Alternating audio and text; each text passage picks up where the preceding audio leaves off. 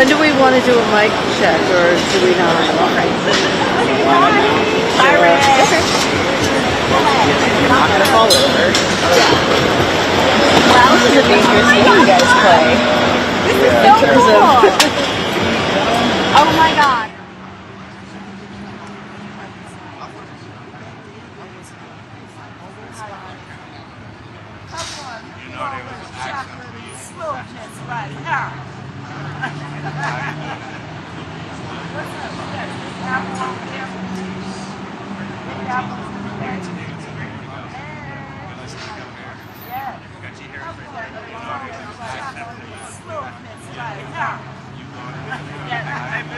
Master T. What's up, too, man? Everybody tap by, everybody share by. I'm here. Yeah, I like her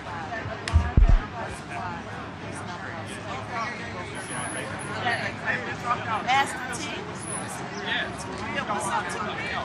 Just everybody tap by, everybody share by. I'm here.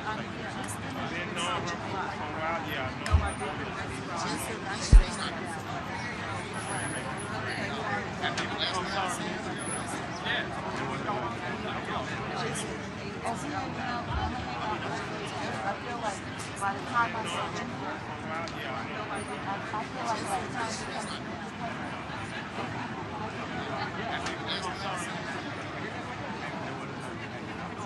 so I feel like by the time I go in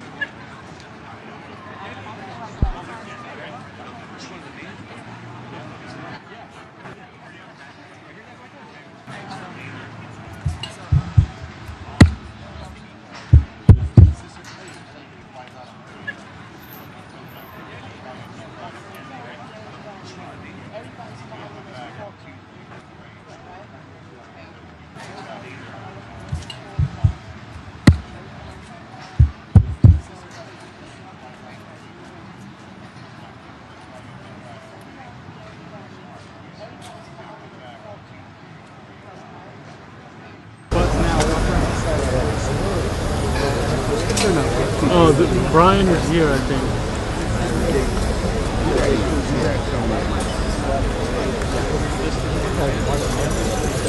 Hey, Gina's over there. Yeah.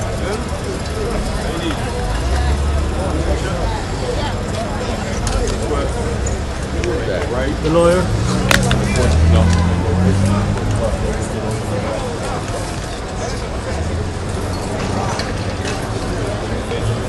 Is that him? The lawyer. It's a lawyer. Guys, excuse us.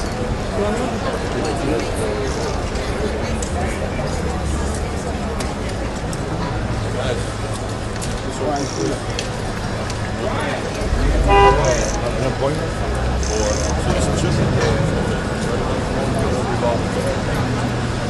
citizenship on the corner.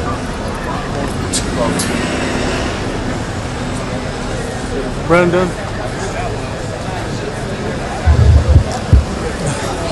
Thank you, man. Are they anyone? Yeah, he's a lawyer. Brian. Yeah, Brian. His name is Brian.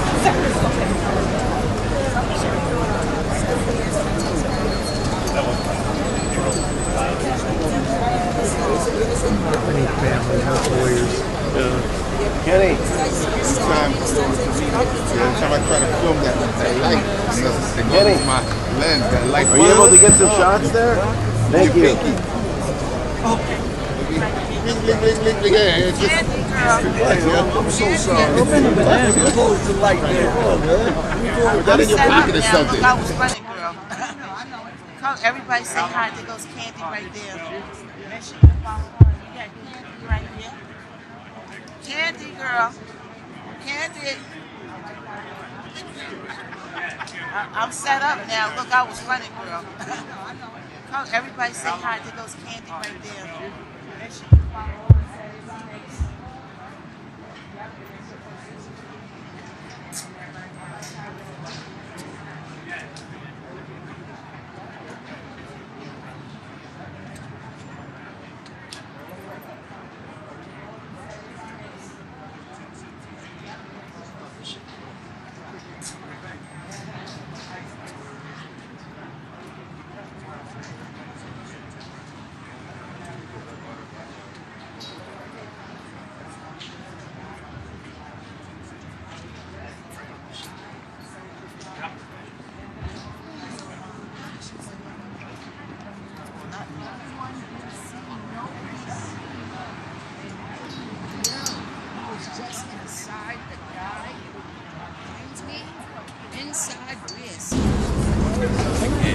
see. I can't see.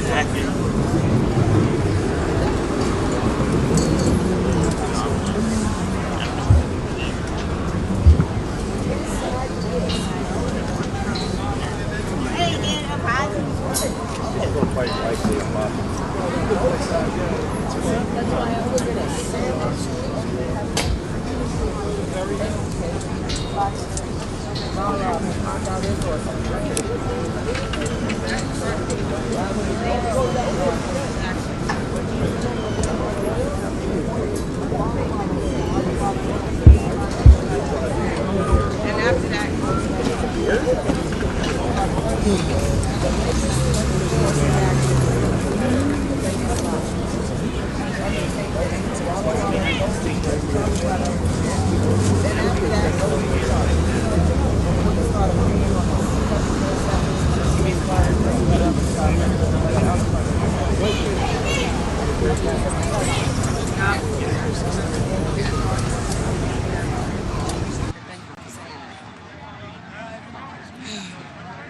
New York running through? What part of New York? You must be in Albany, where racism is allowed. And Confederate flags get to fly in the yard.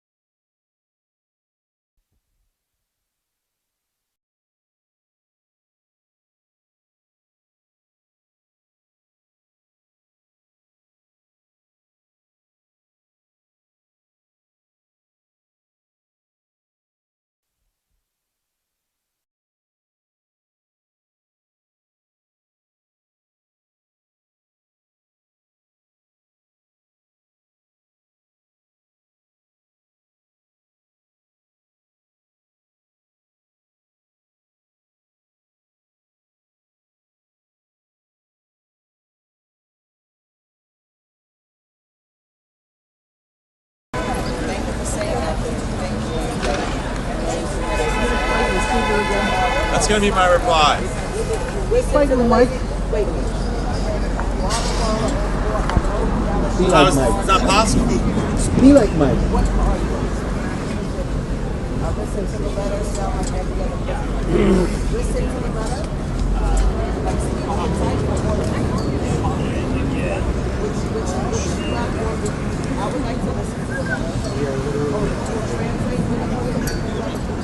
Kenny.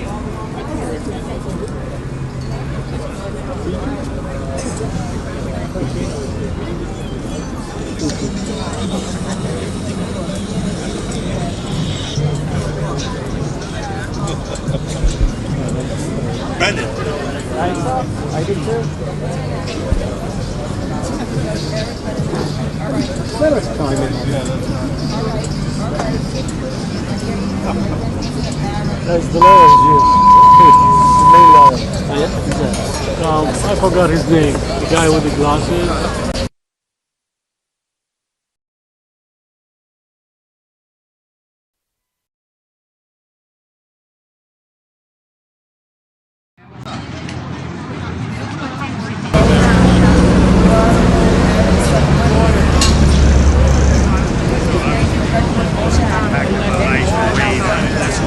I can't even really describe it, and it's been really like a crazy couple of months for me. So,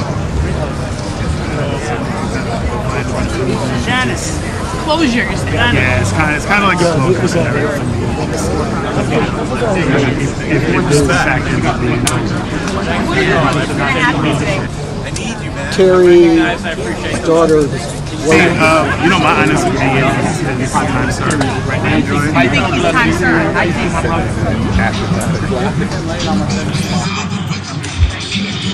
Behind me, the federal courthouse, where Combs will learn his fate. With me, AP music reporter Maria Sherman. Now, Diddy was convicted in July of 2 counts of the Mann Act for flying around his girlfriends and male sex workers for sexual encounters. He was acquitted of the 2 charges that would have carried the maximum sentence of life in prison. That was racketeering and sex trafficking. Now, the Mann Act carries a maximum sentence of 10 years in jail. His lawyers want him to get off with time served, which he's been in jail for about 13 months. They're asking for 14 months. Prosecutors want him to spend 11 years in prison. The judge is deciding. Now, with me is Maria Sherman, our AP music reporter, and she's going to break down Diddy's career. Yeah, outside of the music industry, there's a perception of Diddy as a rapper, but in reality, he's one of the most influential hip-hop industry figures.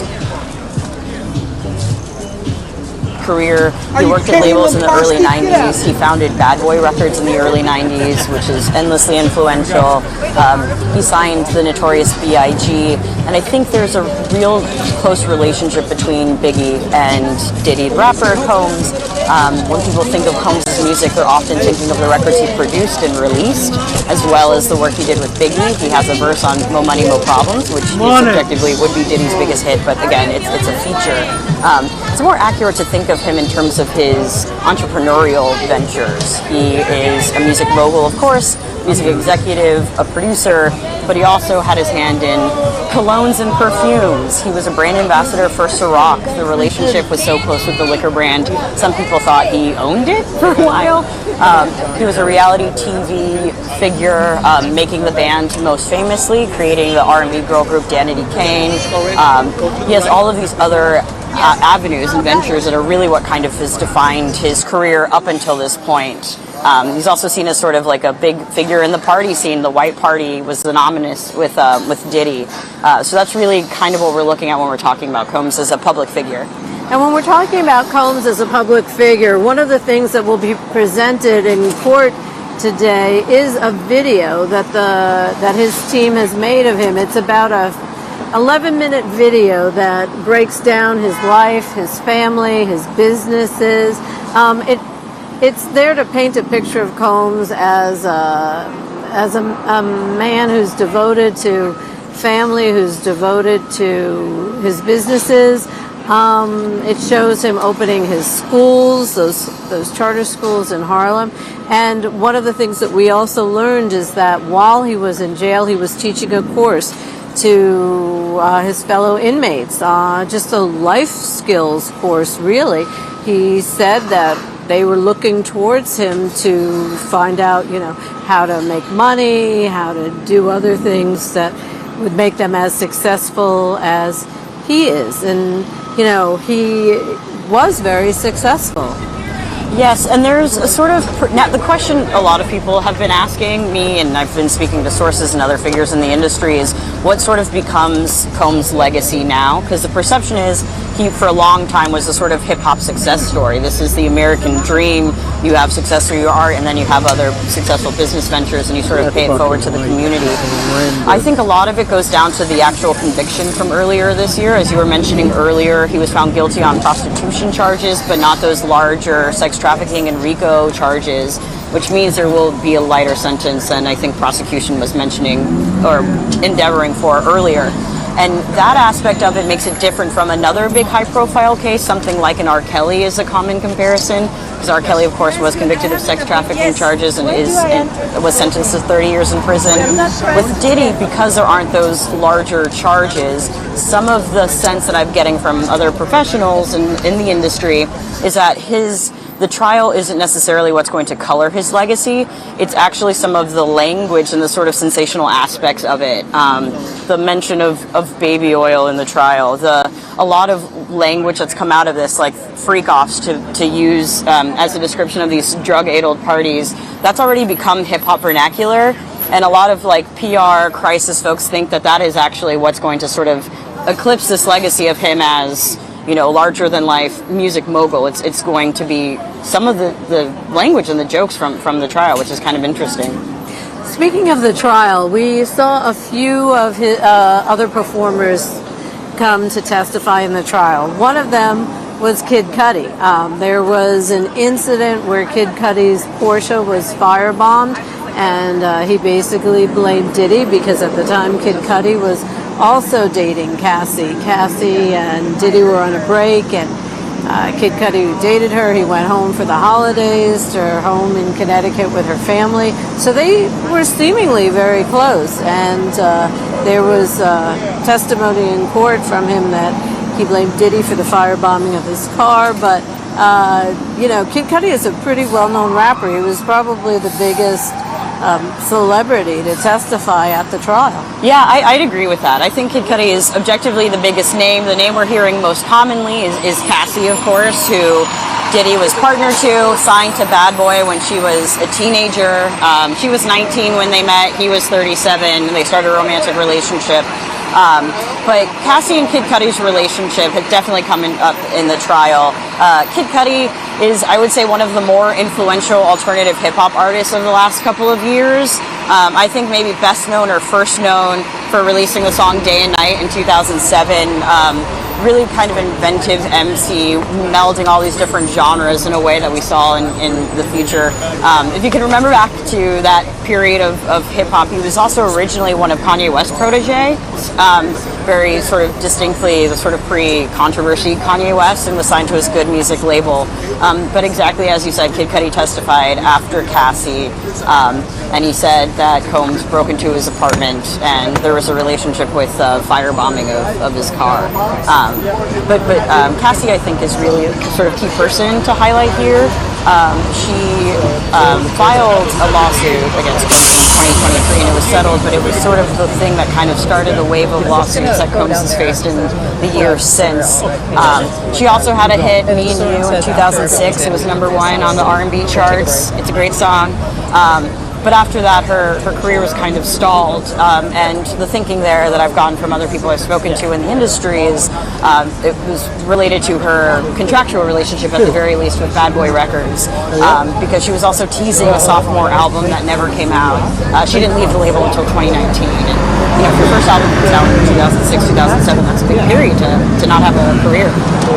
And you also mentioned Kanye West, and he's one of the people who showed up here at the court to support Diddy. Now, he was not called to testify, he was not on the witness list, but he did come here and say that he wanted to be here to support Sean Diddy Combs. He was not allowed at first in the courtroom. He had to be in the overflow courtroom. There were 1 or 2 overflow courtrooms during the trial because there was so much interest in what was happening. They had to have that. And but Kanye, Kanye is pretty interesting. Yeah, and a divisive figure. I think one aspect of this has been sort of interesting to follow on the industry side of things are who are the players that are showing support for Combs in this time, and who are the ones who are showing support for victims like Cassie who've come forward. And there has been quite a lot of support for Combs, and I think that goes back to the conviction that we were talking about earlier, that it doesn't include the sex trafficking charges, that it doesn't include the RICO charges, that a lot of Combs supporters now and at the time sort of saw this as a bit of a victory for him, or much softer than what could have happened, and his supporters, of course, see it as the opposite, that maybe too soft of a charge. But there has definitely been support for him in a way that feels pretty unique to him, but also speaks to the power and influence Combs had for many, many years. I mean, you also have, we were talking about Dawn Richard a little bit earlier from the R&B girl group Danity Kang. She also testified. That group was put together on his show Making the Band, so sort of the catalyst for her career. She, of course, testified that Combs said he would kill her if she mentioned that she saw him harming Cassie.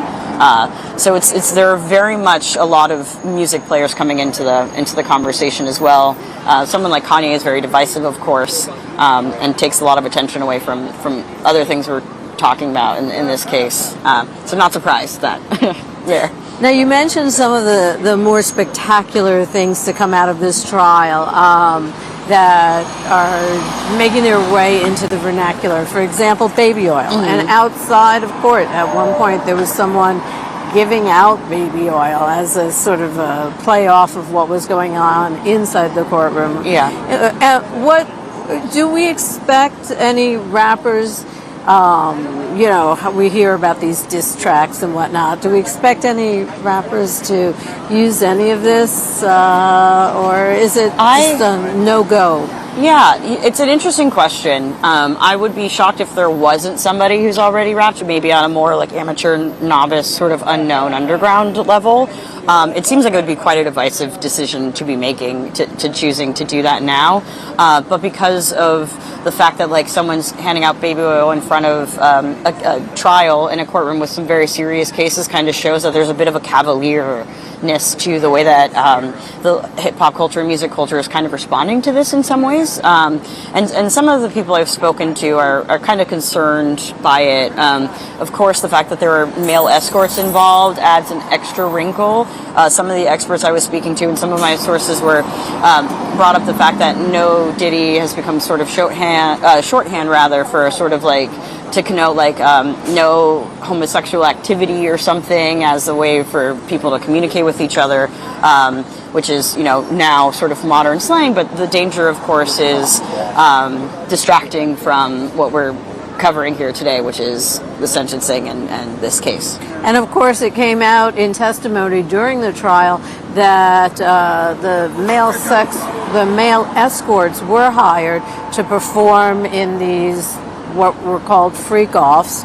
They were performing with Diddy's girlfriends as he watched and filmed. So that was one of the more salacious things that came out during the trial. And I've noticed that, at least just even on online music communities spaces, that's what's sort of, I think, distracting a lot from this, because it also sort of challenges maybe some images that people might have had of Combs in the past as a public figure. So it's complicating it and maybe making light of it in a way that the internet tends to. But it's interesting because it feels a little bit unique to this case. So with Combs showing up here, I mean, we won't get to see him. He's brought in from the Metropolitan Detention Center in Brooklyn. He's driven here. He's brought in the back, underground. He's brought up in the elevator to the courtroom. So only those in the courtroom will get to see him. Of course, there will be sketches, but cameras are not allowed in the courtroom. But we are seeing a very different Combs than we're used to. He's got gray hair, he's got a gray beard, a gray goatee. It's a very different man than what we're used to, the larger than life Absolutely. Combs. And I think a lot of the question is what happens next for him professionally. There have already been repercussions. Before he was arrested and arraigned, he lost the key to this city, New York. He had his Howard University degree stripped from him. There have been some repercussions. Nothing on the streaming side is what I get asked pretty frequently. His music is still available on Apple and Spotify. And in fact, when there are big news days like today, historically, we've seen spikes in streams of his music and records he's produced out of curiosity. So it's not really, it's hard to tell what the financial and business response will be to this. And I think a lot of it will come down to what is decided today at his sentencing. Maria Sherman, AP music reporter, thank you so much for joining us out here in front of the federal court where Sean Diddy Combs is awaiting sentencing in his case. I'm Julie Walker. If you want to know more, you can go to apnews.com. That's our website, or you can go to the AP News app to find out more. Thanks for joining us on the Diddy live stream. We'll have more later.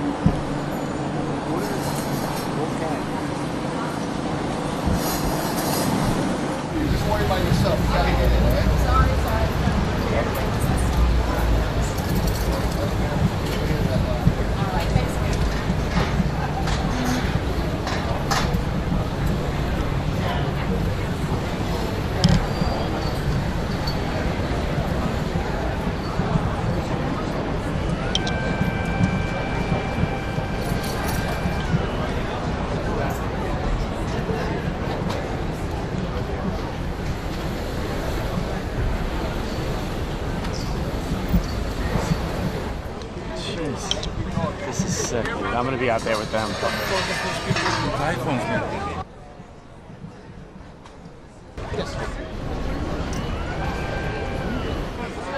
Line here, if you want, center line. The people who are getting in the courtroom already got their names. Okay, got it. You can just come in the first line.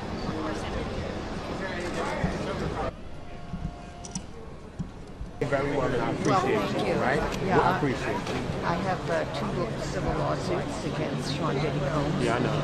And who represented a number of other alleged victims of Mr. Combs, who spoke to law enforcement and were willing to testify. But the court limited the number of alleged victims who could testify. So I'm here today because many of them are afraid if, in fact, Sean Diddy Combs is released, and of course the defense is asking for that, asking for 14 months. With credit for time served, he would then be released by the end of this year. And they're afraid because they're afraid that... Who's afraid? The victims? Some of the victims are afraid that because he knows their names, because the defense was given their names as potential witnesses, that he may get out and try to retaliate against them. So many of them are in fear of that, and they'd like to see justice served. And they couldn't be here today because they don't necessarily live in New York, and that's why I'm here. Do you think Donald Trump will pardon President Trump? Do you think President Trump will pardon Diddy? I don't know what President Trump will do. Are you concerned about that? Is that a fear of yours? Don't know President Trump. How are you? I'm good. So why are you here today? Just honestly, obviously this has impacted my life in a way that I can't even really describe, and it's been really like a crazy couple of months for me. So just with it all coming to kind of like a final conclusion, I just Closure, you're saying? yeah, it's kind of like a closure scenario for me. Just coming down to it. I mean, if this in fact ends up being closure. What do you think is going to happen today? What are you hoping for as far as sentencing is concerned? I mean, my honest opinion is time served. So you think he's time served? Yeah, I mean, I think that's what should happen. The way the judge has been with, denying the bails and the multiple motions, it doesn't look that way. But, I'm somebody that I look at it purely based on what the law says. And, it's kind of hard to fathom somebody getting that much time for what is called transportation, prostitution. So, that's what I would want to happen based on my experience. And then I have to say this, after the trial, for some reason, a lot of the male sex workers were trying to come together and speak and have some type of coalition, which was odd. But a lot of, almost all of them had the same experience I had with not seeing any signs of distress and stuff like that. So, when you start getting more details about it, you kind of question. How has this all made you feel? It must all be quite triggering, bringing back all of these memories from everything that happened. And Yeah, absolutely, man. This has been extremely life-changing for me. I think for the people who actually followed the case and really know the details, I probably landed on my feet pretty decently in terms of how I'm perceived. But, there's a lot of ideology and opinion and misinformation that you just got to manage for. For the rest of my life, you Google my name and this is what I'm associated with. have you received any backlash on social media? How's that been like for you online? Has everything been okay? Obviously, because you've spoken out. Yeah, I mean, it's you do get a great deal of negativity, and unfortunately a lot of the negativity is based around misinformation. People making accusations that I wasn't even a part of. I get people sending me negative messages about her possibly getting urinated on.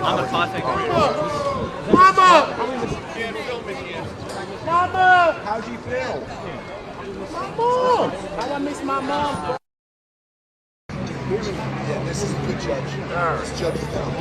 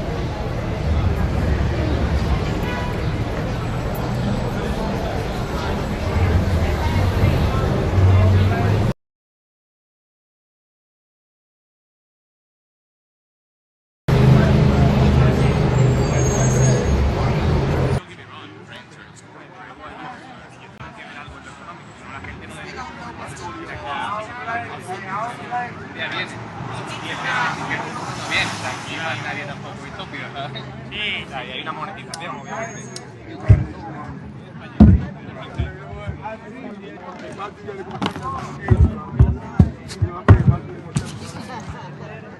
I'll be back.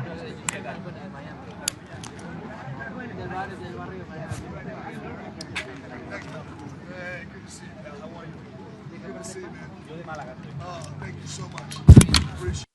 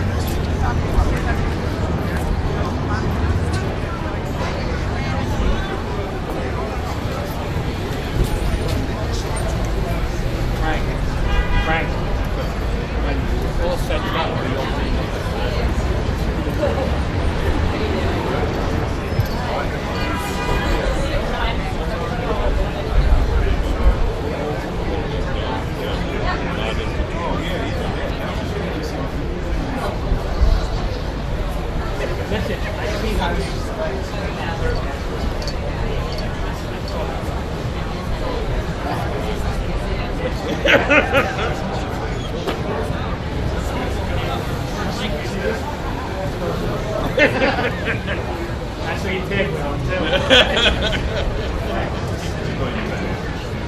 No.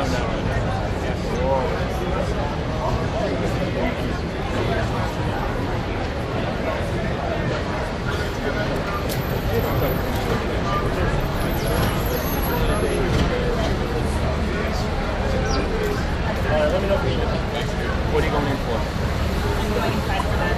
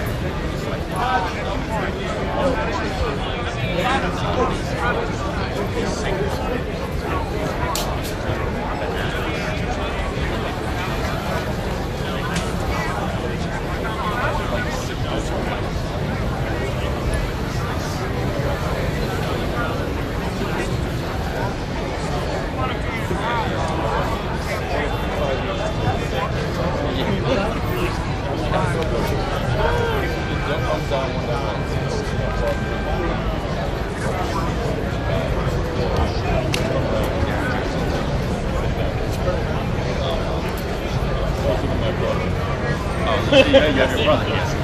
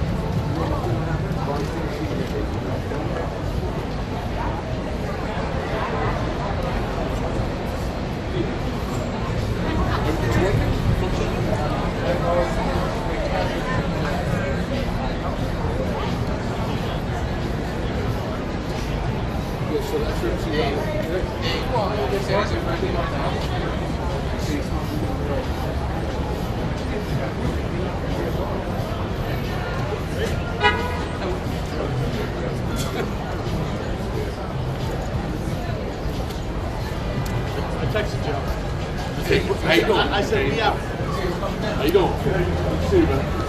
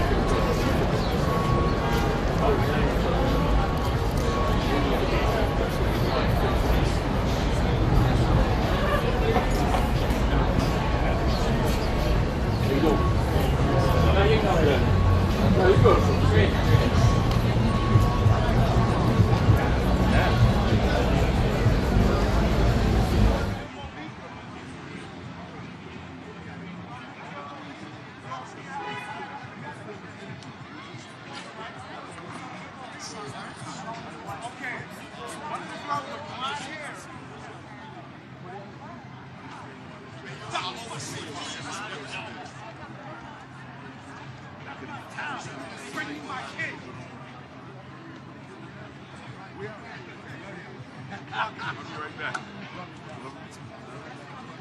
Big Mike. You're not following Big Mike on TikTok. He's so good. So good.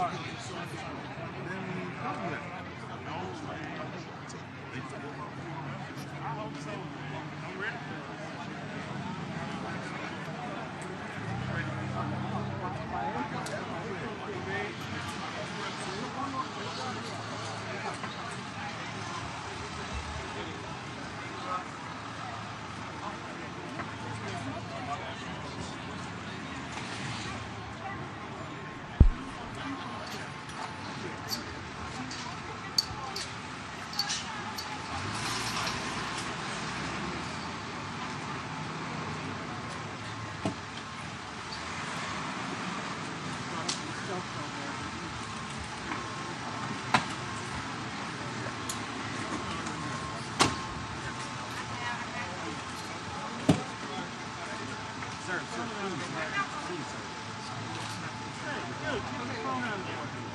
Come back.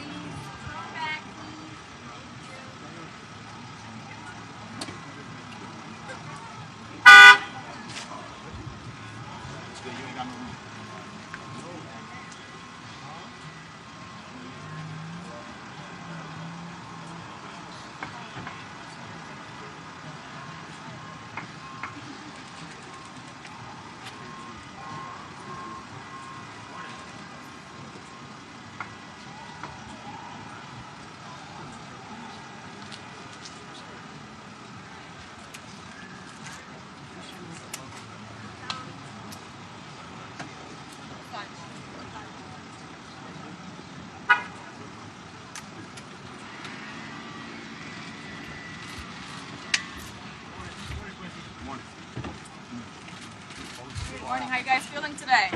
Justice or injustice today for you? What y'all think? Justice or injustice? God bless y'all.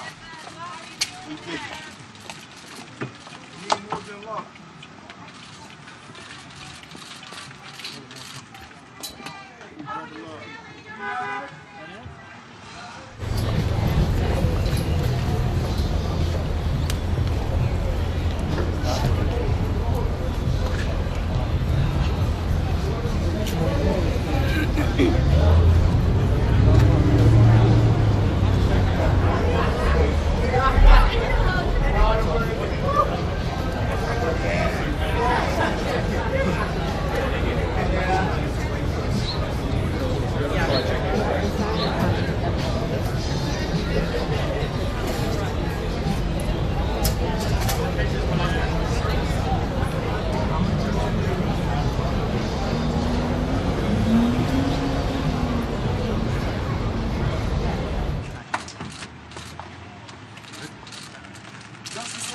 Over the shoulder, please. How are you feeling this morning?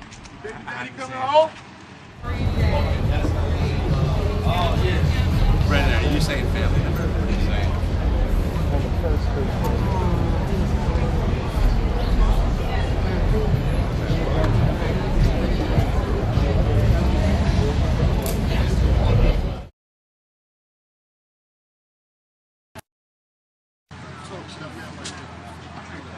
Let's back up a little bit.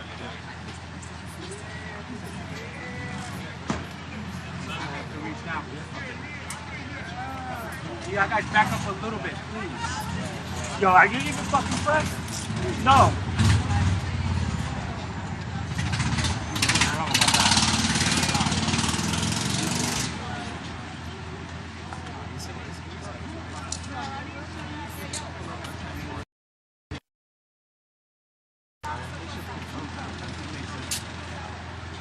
Put your phone in. Hello.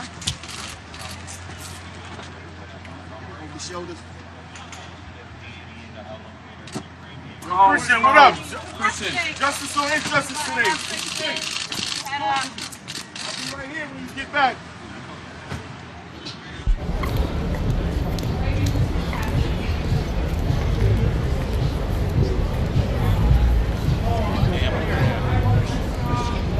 Which one?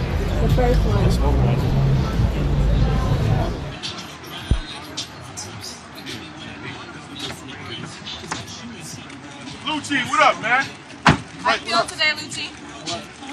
Lisa. Justice or injustice today? What y'all think?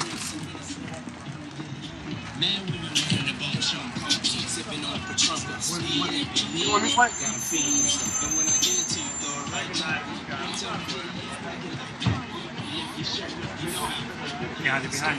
Behind you. Justice or injustice today? Is your father coming home? Is he coming home?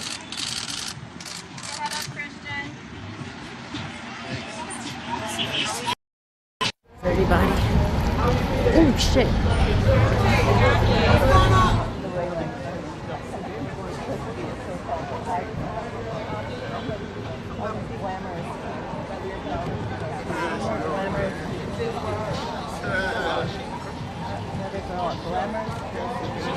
And more glamorous people walking by.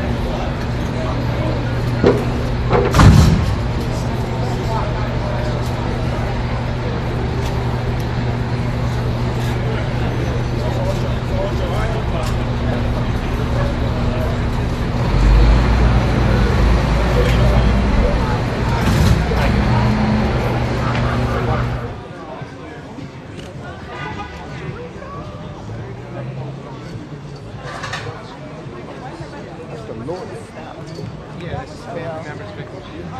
Straight up to the glass. Don't wait online. Straight on, straight up to the glass. Don't immigration. Just have the papers out. Hey.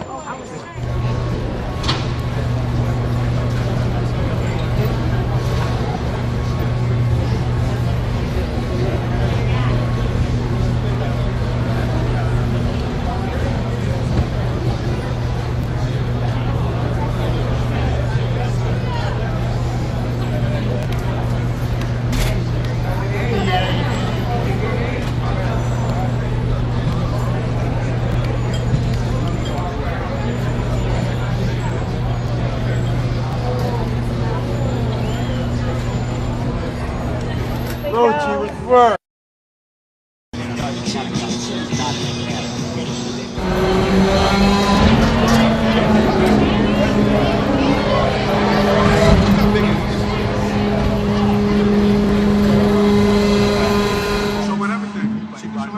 Nobody, bro. Anybody, nobody, man. When I was talking, I was doing what I had to do.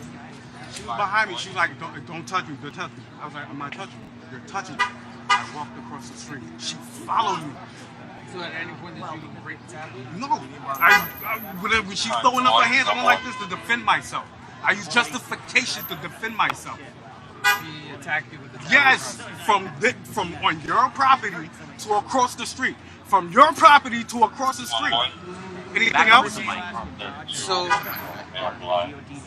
yeah, no problem, bro.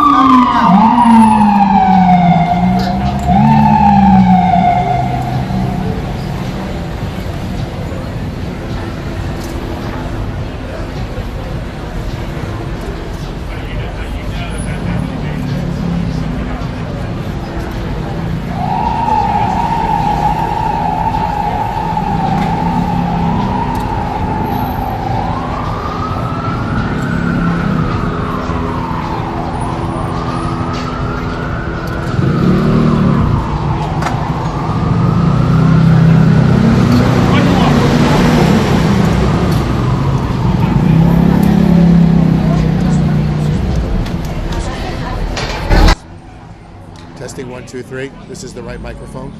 This is the you hear me in the correct microphone. So P. Diddy is inside. P. Diddy is inside. He's before the judge. He's about to be sentenced.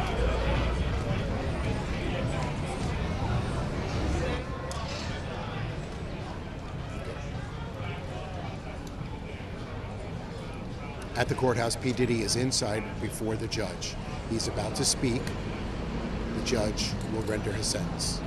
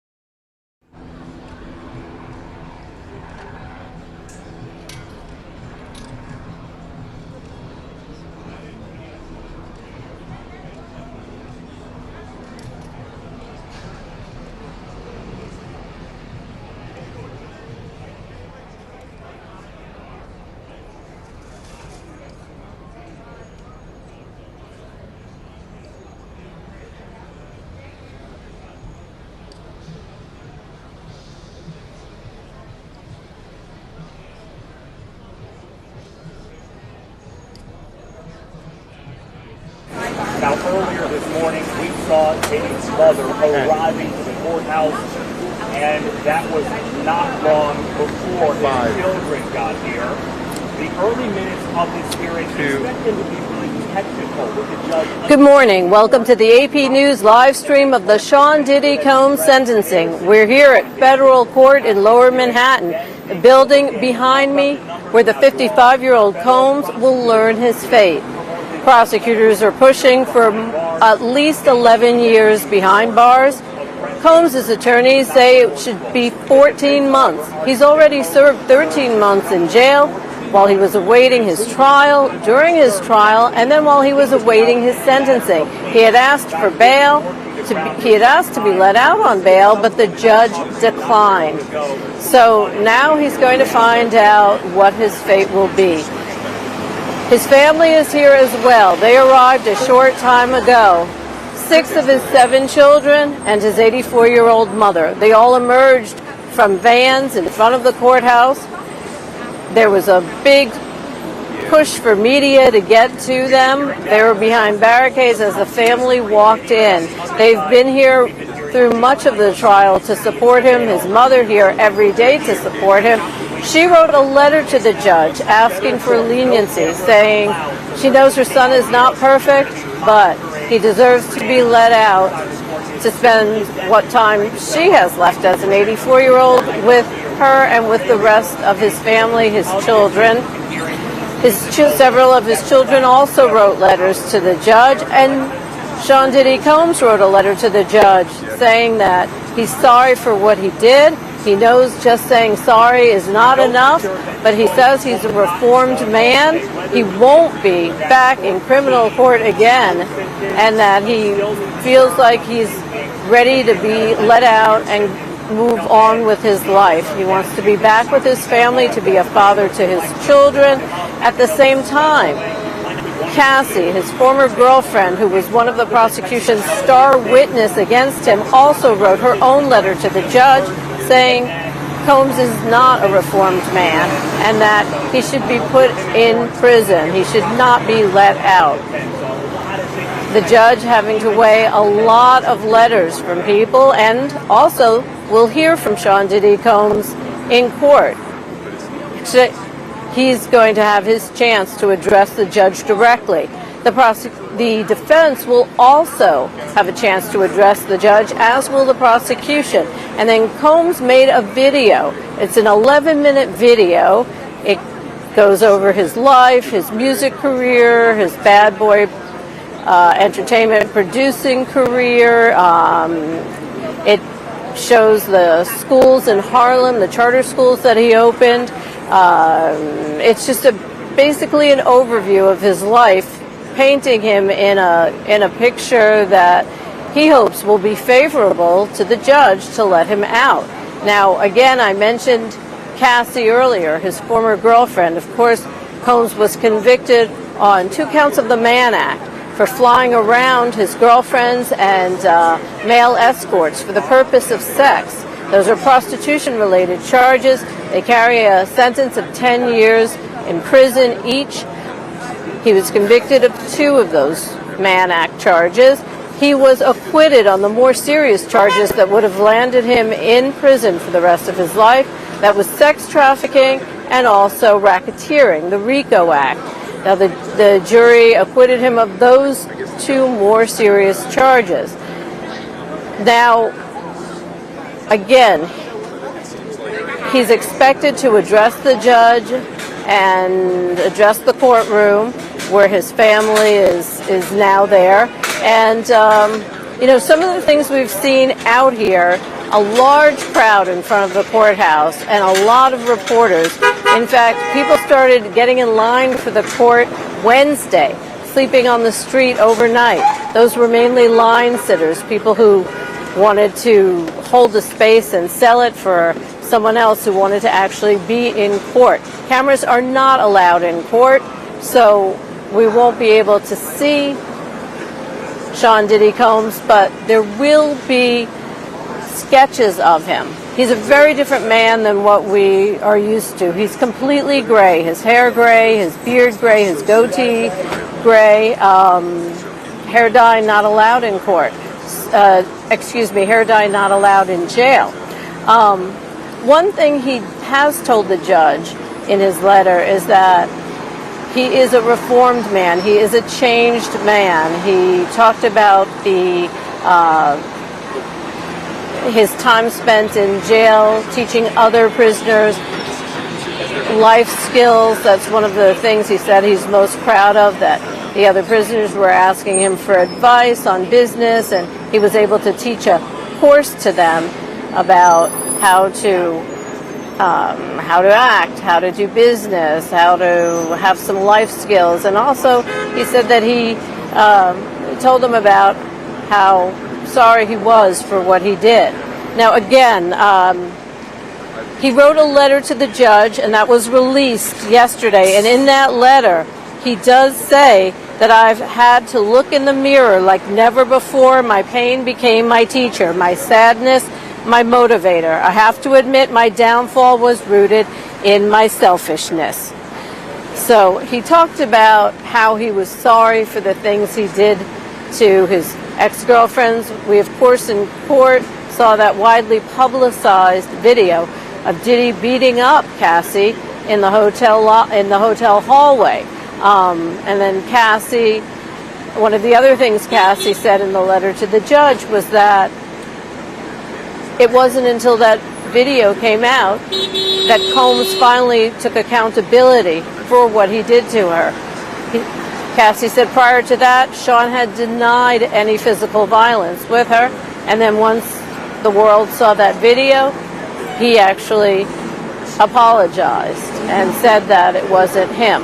Another thing he tells the judge in his letter is that he's been able to be drug and alcohol free for the 13 months he has been in jail.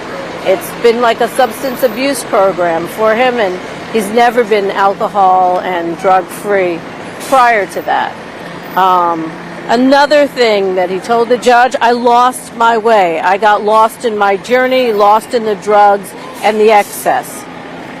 So again, in this 4-page letter that he sent to the judge, he's taking responsibility.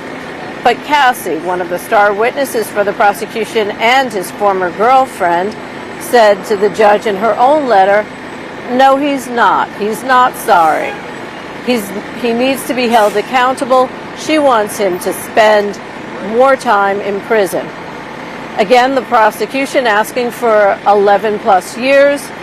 Diddy's own lawyers and Diddy saying that he deserves to be out of jail now. He served 13 months. They only want him to serve 14.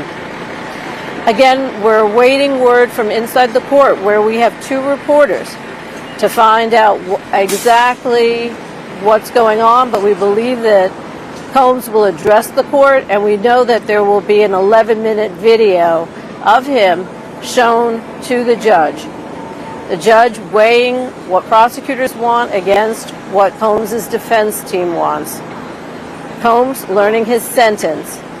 Outside federal court in Lower Manhattan, I'm Julie Walker. Stay with apnews.com and our AP app for more information on the Sean Diddy Combs sentencing.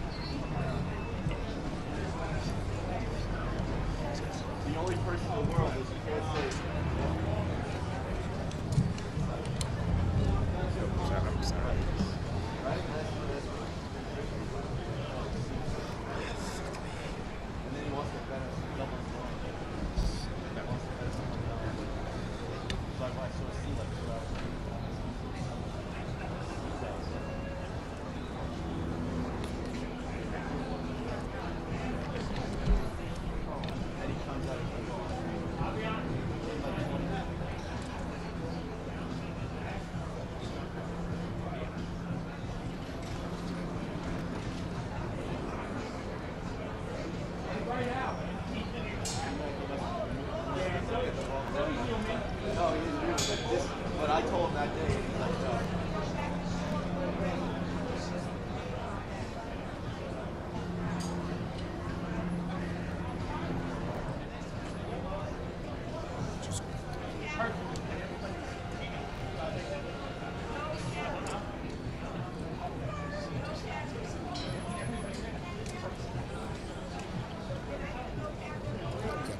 This way.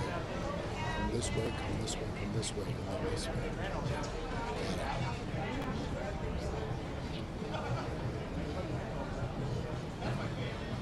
This way, come this way, come this way. Around this way. Okay? Got it.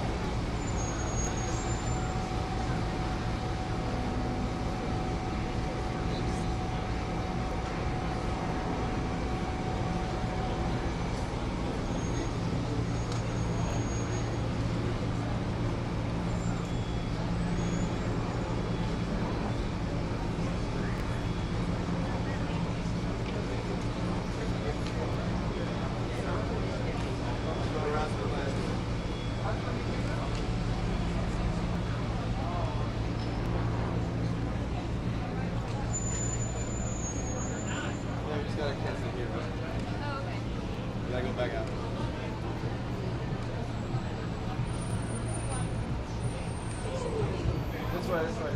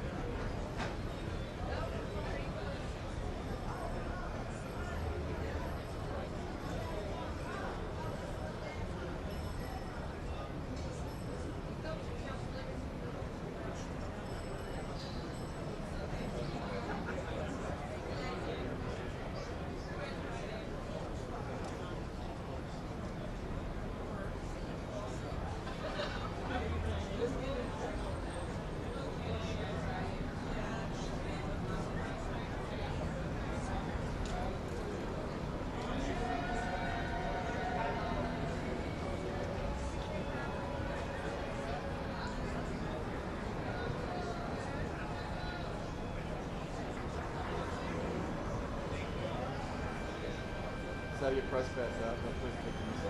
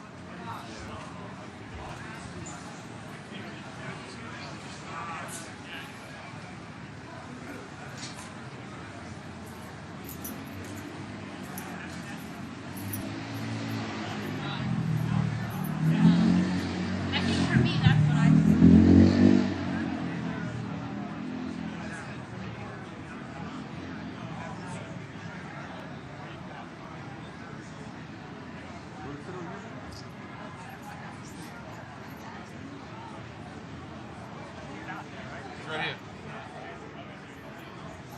That's why I was asking. To make sure. She's talking with the NYPD. Yeah, I know who he is. He hasn't been around today. I understand. Oh. And actually, I have a copy of the court order on that. He's banned for a year. Yeah, not the trial. For a year.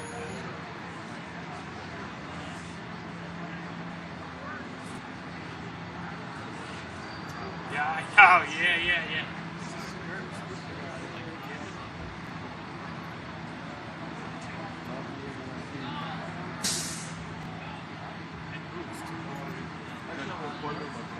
Yeah, we're on to the last one.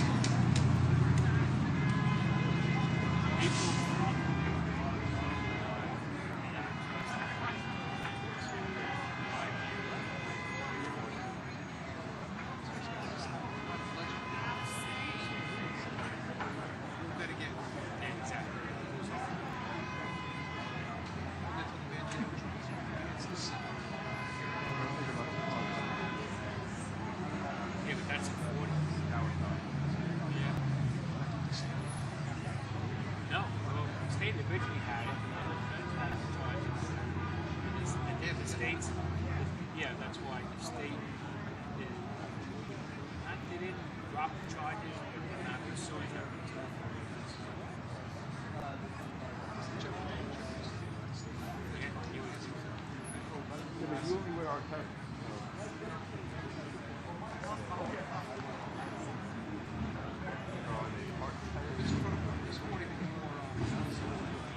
Yeah.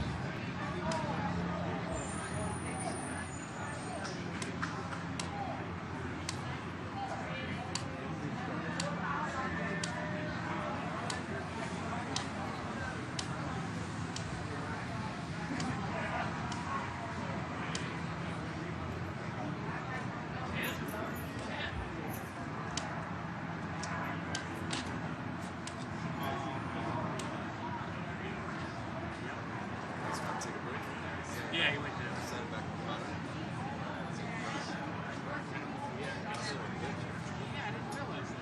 Oh yeah, I realized the first one. I mean, we all know. Some days are better than others. Not yet. Most of the time we get to bed. Yeah, exactly. The days of bed got to age. 90% good days. Yep.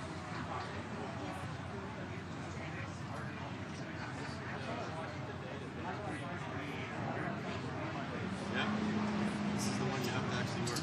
Yep. The only thing is probably it's where they go.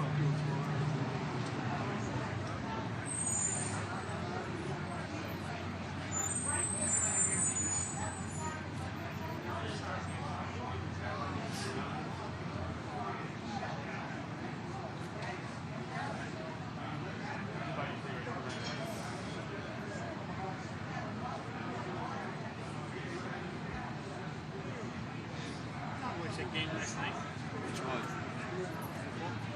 I went to sleep like a halftime. They went to overtime. I saw that. They got another block there.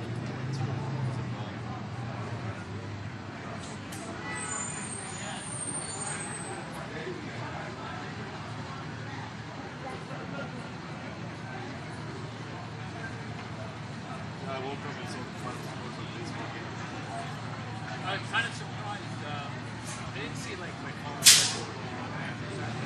When I didn't see that, I was like,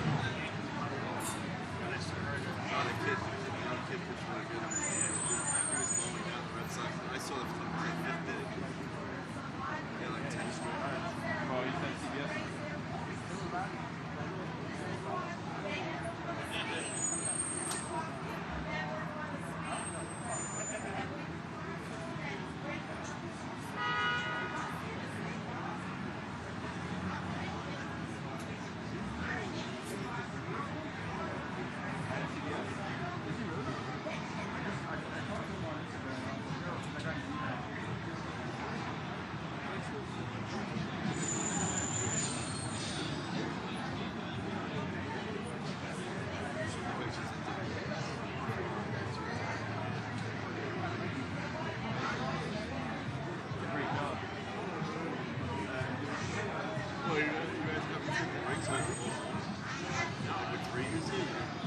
no. We didn't really organize it.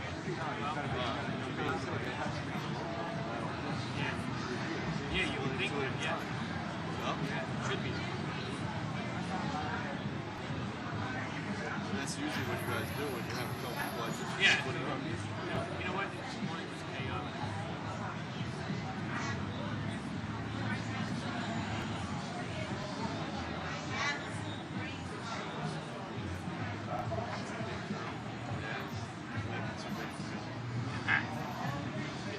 I would try, but I'll give it my best try. Probably get beat up.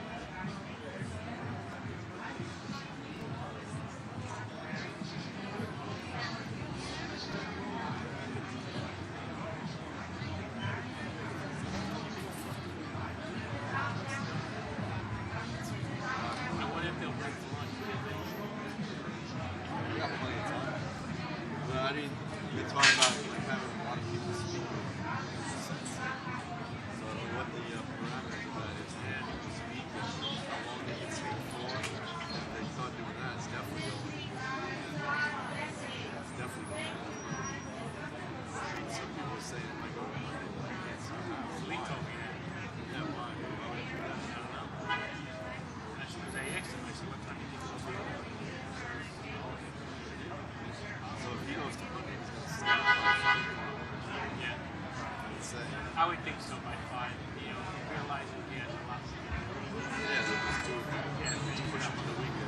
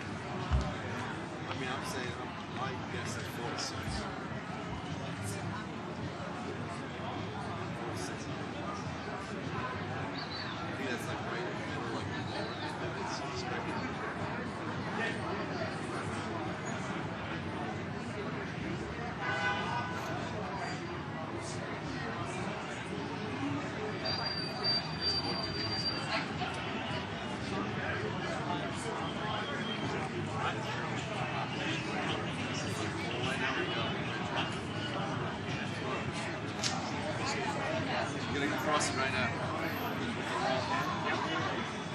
She's got a hand in the air, waving like this little cat.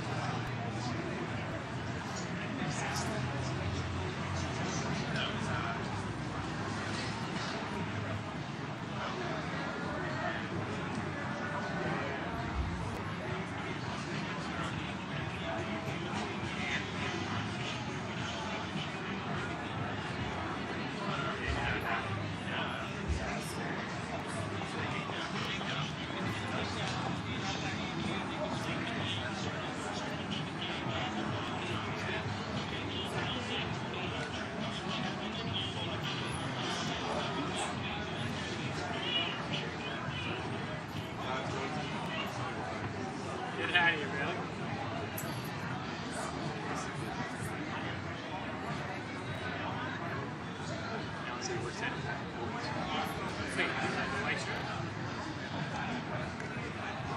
don't know the other guy.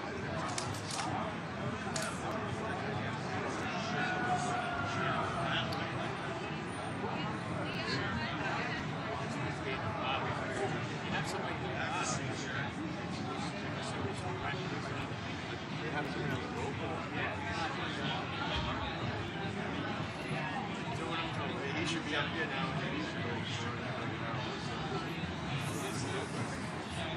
It's like a silly relief pizza. He's pushing you for long. He's pushing me.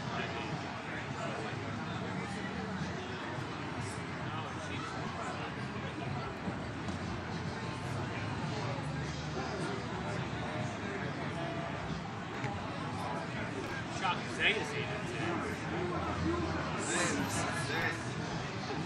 What? He worked Monday. He's supposed to come back Tuesday.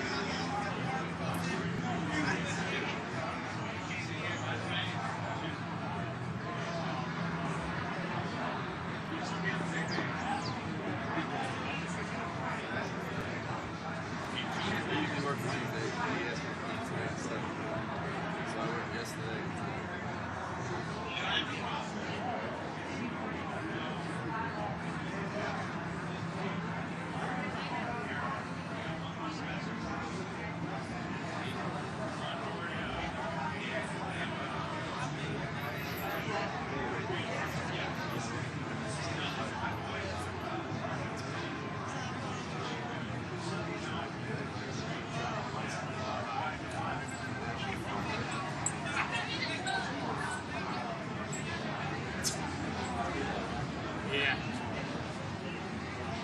Listen, you wouldn't even have to give me that much to put something in. Yeah, right. We can negotiate. Yeah. Why him? Right. What has he got to offer?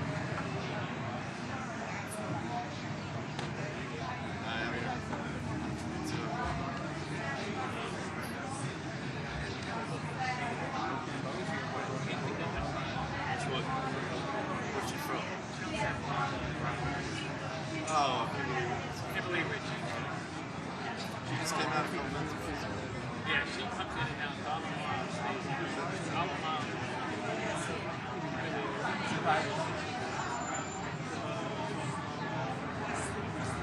What's up?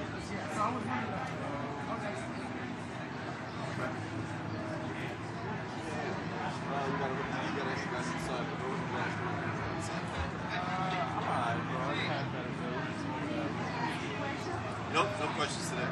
Sorry. All out. We're at our quota. Yeah. Right in the glass doors over there. Why? You think this is the line for that? Right in. Glass doors. Well, you know what? What's the type of person that you want to help?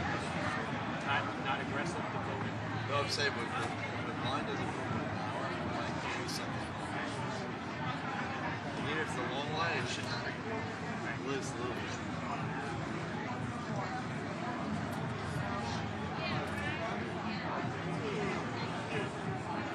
The whole family came in today?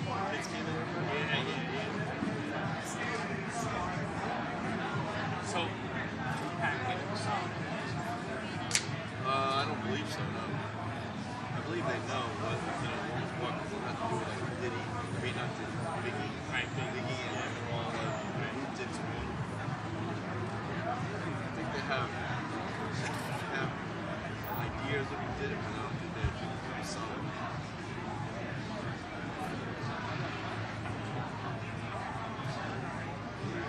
The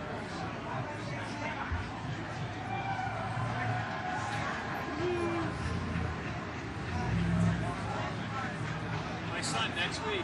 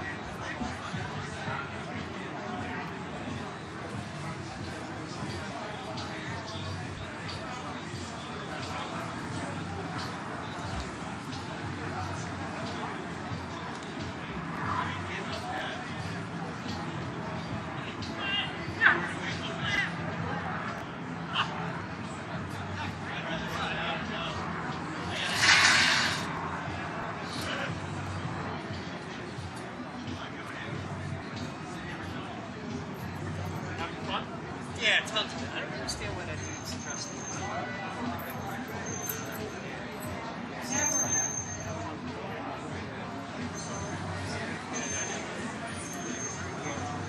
When you do, let me know. Yeah.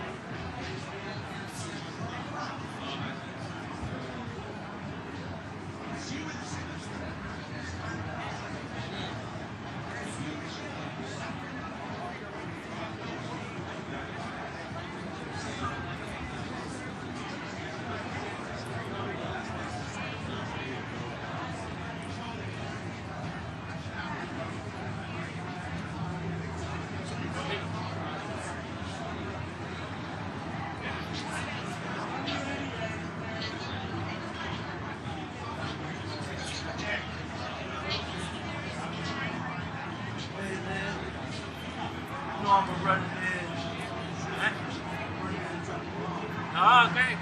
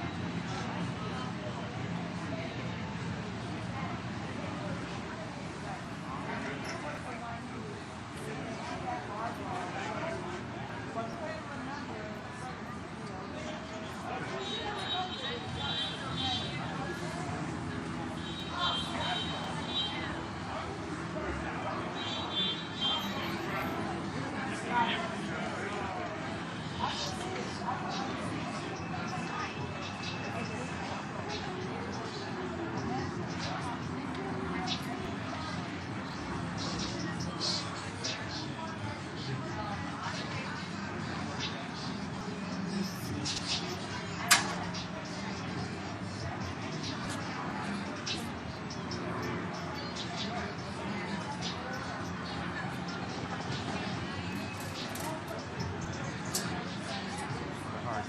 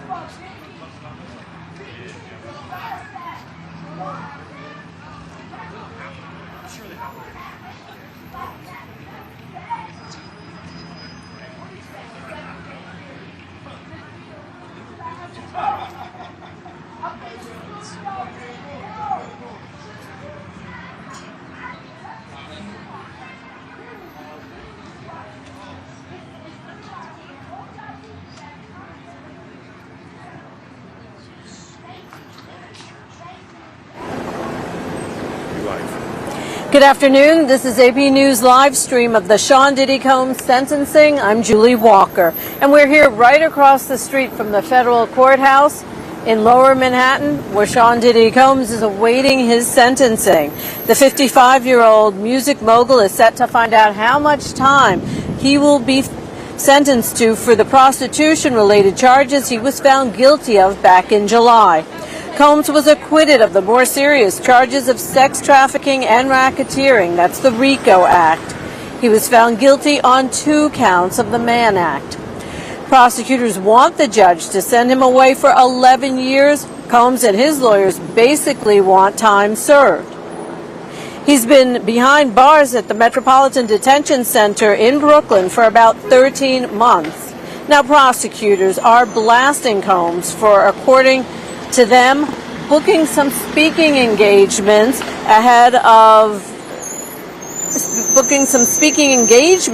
in Miami next week, apparently assuming he'd be free to do it, saying that is the height of hubris. The prosecution's recommended 11-year, 3-month sentence reflects the conduct appropriately consistent with other similarly situated defendants and fully respects the jury's verdict. That is what the prosecution is saying. Now, Combs was not, as I said, Combs was convicted of the Mann Act, but he was not convicted of sex trafficking and of racketeering, which he was charged with. Those are the 2 charges that would have carried the maximum sentence of life in prison. As it is, the Mann Act, which is a prostitution-related charge, carries a 10-year sentence in prison. Again, prosecutors want him to be there for 11 years. His lawyers want him out seemingly immediately. He's served 13 months so far. Now, Combs is set to address the court. In a letter to the judge yesterday, he said that he's a changed man. He's a reformed man. He feels like the time he spent at the Metropolitan Detention Center was enough time to change him, to make him a better person. He says in the letter that he knows saying "I'm sorry" is not enough, but he says he is sorry. Now, Cassie, the prosecution's star witness and Combs' former girlfriend, sent her own letter to the judge saying that he should get the maximum sentence, saying that he's not a changed man, saying that she doesn't believe him, and that when she said that she was assaulted, no one believed her, and he denied it until that infamous video came out of Combs beating up Cassie in the hotel hallway. Several other people have written letters to the judge, members of Combs' family. His mother, she's 84. She says, yes, my son has flaws, but he deserves to be out of jail and spend the rest of his time with her and with his 7 children. 6 of those children are in court now. They are teens and adults. The youngest, who's not there, is a 2-year-old. Those teens and adult children of Combs also wrote letters to the judge, pleading with him to let their father out, saying that he is a good man, and he is a good father, and they want to spend time with him. And in Combs' own letter to the judge, which was 4 pages long, he talked about how he missed his children, how he missed important events with them, taking one to college, graduation, other events that he missed that were family time. And again, saying that he's changed, that one of the things that happened to him while he was in jail was that he was able to get off of drugs and able to get off of alcohol. He says he's been drug and alcohol free for 13 months, even though those things can be found in jail at times because they're smuggled in. He says he's not doing any drugs or any alcohol. He also told the judge in his letter that he believes that he will never be back in criminal court again, that he is leaving those ways behind him. He said he was appalled by the things that he had done, and again apologized for them. Now, one of the people who was set to speak today is no longer speaking. That's a former assistant, and she testified under the pseudonym Mia. And she had said that she's no longer speaking because prosecutors say she's no longer speaking because she felt intimidated by the defense after they wrote a letter to the judge. Now, the people who are speaking or who are supposed to speak are his children and two doctors who treated Combs and Combs himself. You know, the trial took 6 weeks, just a little over 6 weeks, actually almost 2 months. We were done, though, by July 4th. So Combs has been waiting for sentencing since the beginning of July, and he's been waiting in jail. He asked for bail and was denied by the same judge. He asked for bail more than once and was denied. So it doesn't seem likely he'll be getting out anytime soon. However, no one knows. I mean, it's a big guessing game. And I just heard a cheer go up from the crowd behind me. And I'm not quite sure what's happening in court at this very moment. We do have reporters in court. I am waiting to get an update from them as we speak. But a cheer did go up from the crowd outside court. Now, the line to get into court started forming Wednesday. There were line sitters out here holding spaces for people willing to pay them.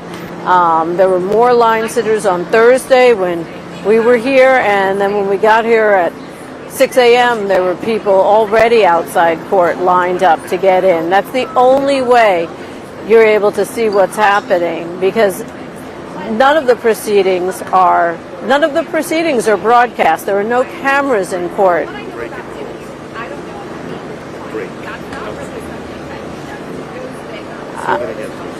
And I think I'm hearing that there's a 5-minute break in court, and maybe that's why people were cheering. I'm not 100% sure. We did hear that cheer go up from outside court. Now, during the trial, I was here, and there was always a crowd outside court. There were always people cheering for something. So it's still not 100% sure, because the judge has a lot to go through and to get through before he's even sentenced. I want you to take a look at the media. There's a huge lineup of media here in front of the court, and this case has drawn national, if not international, attention, because Sean Diddy Combs is a music mogul. He ran Bad Boy, the music company. He produced people like Biggie, Smalls. He's very well known, and some of his rap actually changed the way the rap industry focused. I mean, one of the things that Combs did was make an 11-minute video that's going to be shown in court, and in that video they talk about how he elevated rap music to be an aspirational way of life. Also in that video that the Combs team made, you see him with his family, you see him with his children, you see him out in the community, you see him at the charter schools he created in Harlem, you see him, going around the country, visiting people, uplifting people. But again, that's just one side, the side that Combs wants the judge to see and to take into account when he's being sentenced. Then there's the other side of Combs, the side we see in the video that was leaked of him beating up Cassie in the LA hotel room, in the LA hotel hallway. And Cassie reminded the judge in her letter that she doesn't think Combs has changed. She doesn't think he's reformed. She doesn't think he's sorry, and that he deserves the maximum sentence. I'm Julie Walker. You're watching the AP News live stream of the Sean Diddy Combs sentencing. For more, go to our website, apnews.com, or go to our AP News app.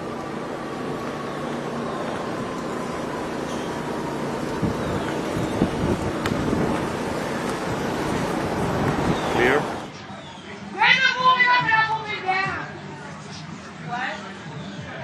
Yeah, what? Oh, no, think about it. I can get it for the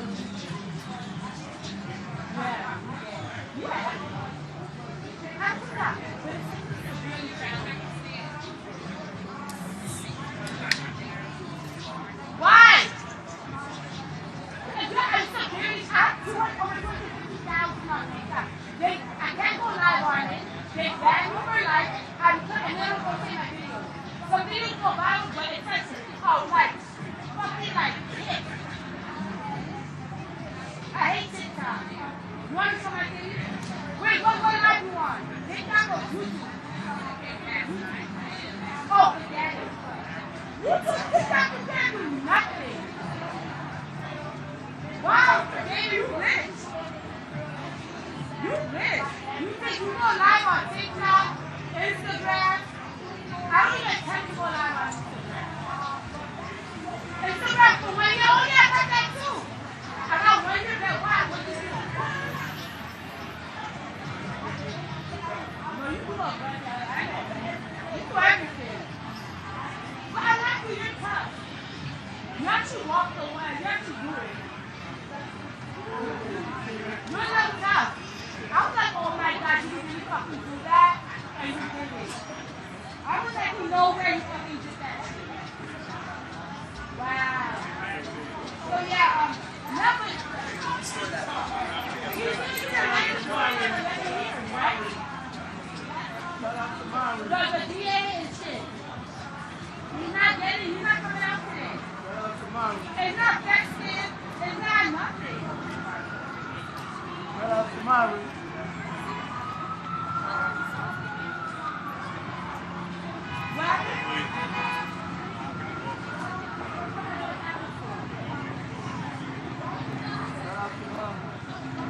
He mad I won't suck his dick off.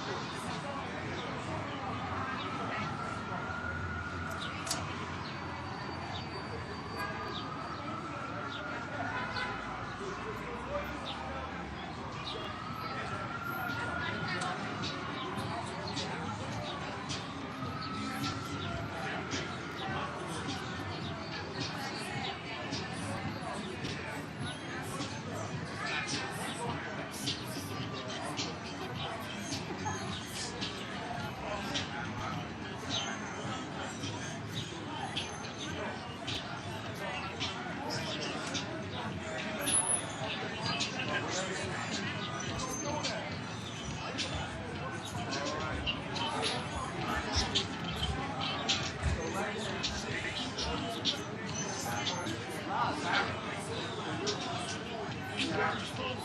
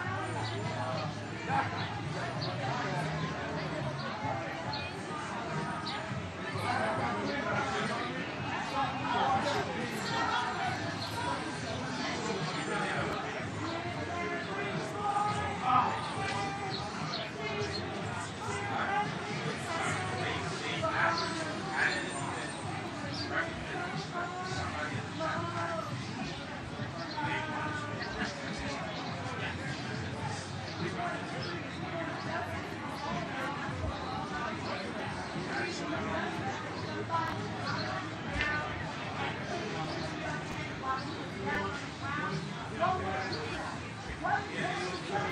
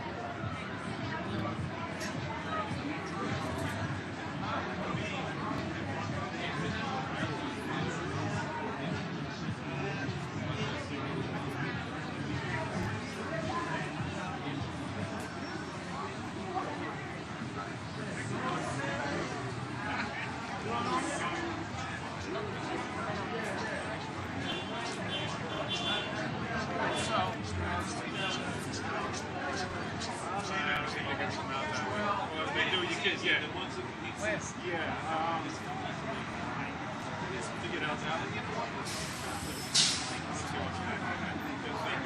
Congratulations.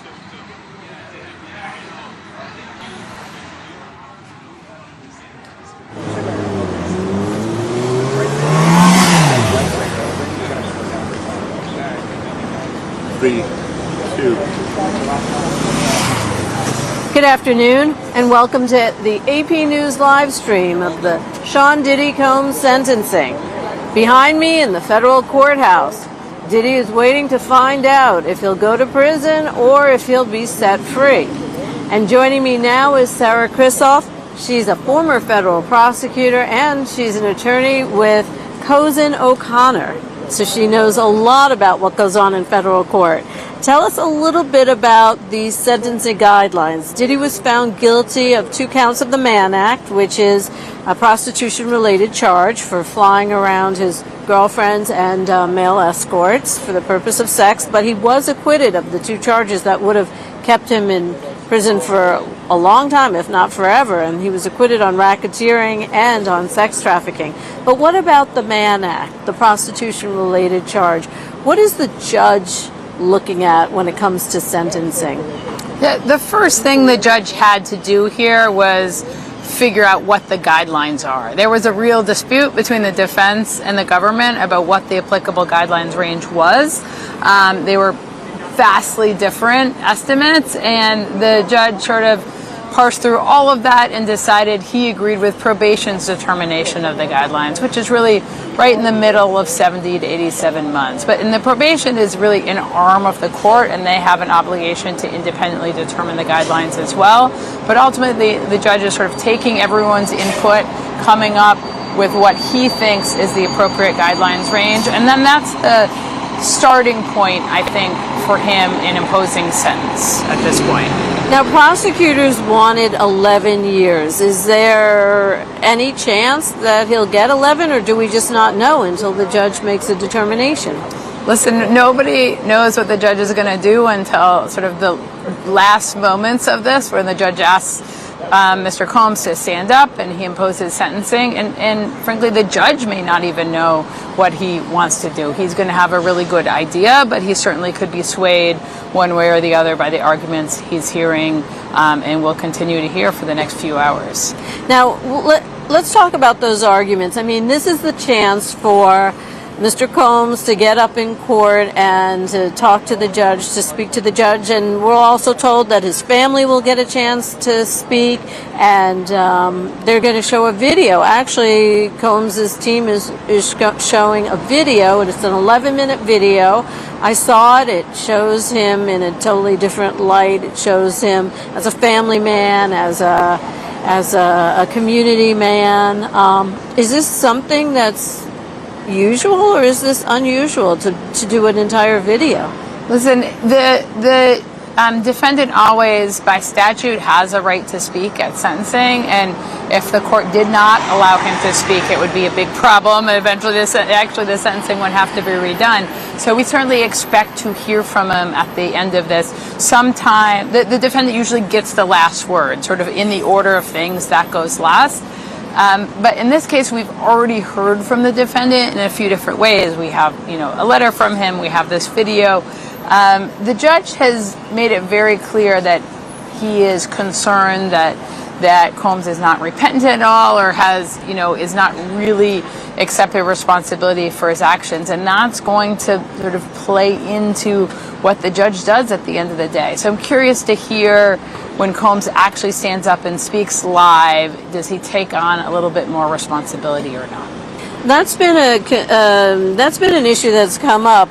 Some of the letters to the judge from those who testified, like Diddy's ex-girlfriend Cassie, has said that she doesn't believe that he does feel remorseful, and she doesn't believe that he is a changed man. I mean, how much weight will the judge assign to those letters from people who say that he should not be let out and he should spend time in prison? Yeah, I mean, the judge definitely seems to be concerned about that. He's raised it a few times during the course of the sentencing already. And it's very hard line for the defense team to walk, because on one hand they want to preserve their appeal and they don't want to admit to any conduct, and they're trying legally to avoid admitting responsibility. On the other hand, they want to present a defendant who's contrite, who has remorse, to the judge in order to get some empathy from the judge. So it's really hard to balance those two things. Now, you bring up the idea of an appeal. Is that something, I mean, his lawyers have tried to overturn the verdict. Is that an appeal something that is also going to be happening later on? Yeah, I am confident they will be bringing in an appeal no matter what happens in connection with the sentencing. It may just be an appeal of the conviction, or it may be an appeal of both the conviction and the sentencing, depending what the judge does during the course of today. This is the same judge who would not let Combs out on bail. He tried to offer bail, lots of money, and the judge said, no, you're not going anywhere. You're sitting in jail. And he's been at the Metropolitan Detention Center in Brooklyn for the past roughly 13 months. Yeah, I mean, one of the problems for Mr. Combs is sentencing after trial, after all of these bail hearings, is that the judge has heard so much information about Combs, even much more information than the jury heard, right? And so the judge has to try to put that all aside and really decide the sentence on a narrower category of information. But it's hard to do that, right? It's hard to unhear what he's already heard. And some of the things he did here were, I mean, it was quite a sordid trial, and it was, there were things that, you could see. I was in court at times, and the jury was, eyes wide open type of situation there. Were you surprised at all with the verdict? I mean, I thought the defense had done a very good job of this from the beginning, right? They had a narrative. They said essentially, our client did bad things. He just didn't do these bad things, right? These are essentially state crimes. They don't fit into this federal framework. Jury, your verdict should reflect that. They had a narrative. They started with a narrative. They ended with a narrative. They did a really good job with all of their cross-examinations, their addresses to the jury. So, it wasn't. To me, it wasn't a surprise that the jury ended up with this sort of compromise verdict that they did. Okay. Any other interesting observations as a former federal prosecutor? Because so you've been in the role of, we know Maureen Comey was the main force behind this, and she's been fired by Trump, so she's not here in court on this case today, but there are other federal prosecutors there. What's it like for a federal prosecutor to be there, to be pleading their case with the judge? Yeah, listen, they had a big team on this case. They had a remarkable number of prosecutors. I was sort of stunned when I saw how many were filing in connection with the case. So they have a big team to pick up the work that Ms. Comey was doing. This is high pressure for those prosecutors because they had, I think, from their viewpoint, was very much a loss at the trial. They didn't get what they wanted in connection with the trial, and I think now, they want to win here, so they are putting everything forward to try to get that win. All right, well, Sarah, thank you so much for joining us. Sarah Kristoff, a former federal prosecutor and an attorney with Cozen O'Connor. Yep. Okay. I'm Julie Walker, and we're here at the federal courthouse in Lower Manhattan for the Sean Diddy Combs sentencing. As we said earlier, prosecutors want him to spend 11 years behind bars. The defense wants him out. He has a speaking engagement planned for next week in Miami. So we'll see how this all plays out. Stay with apnews.com and AP News on our app for lots more information about the Sean Diddy Combs sentencing.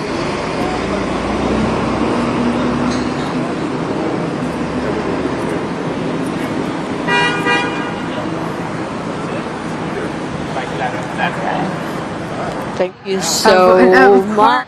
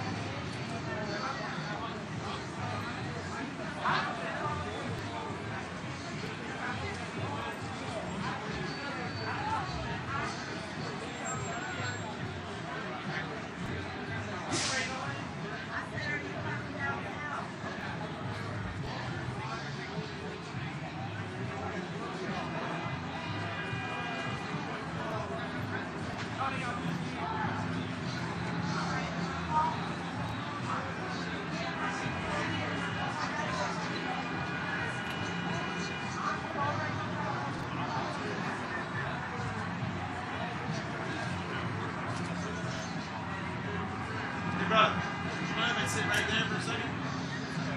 Thank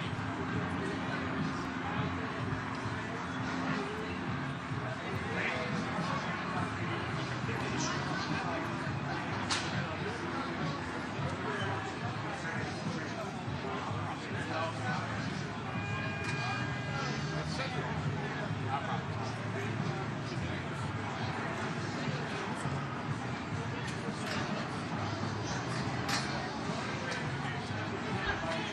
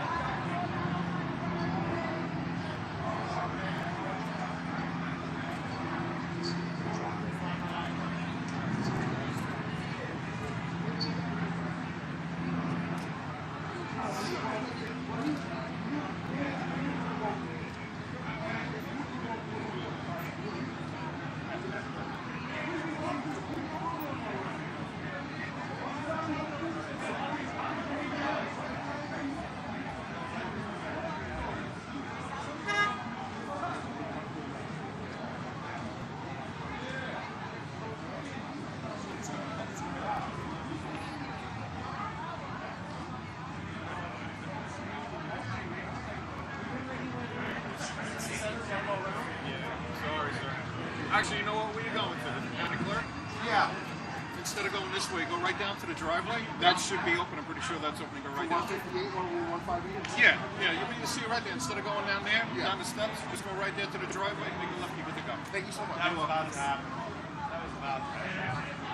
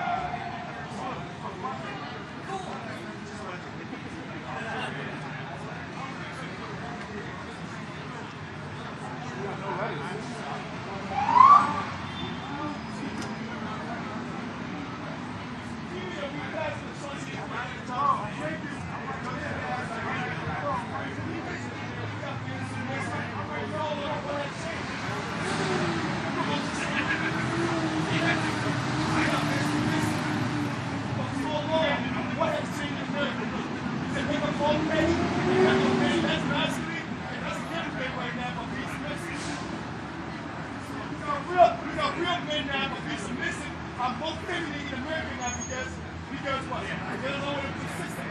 I'm persistent because he's consistent.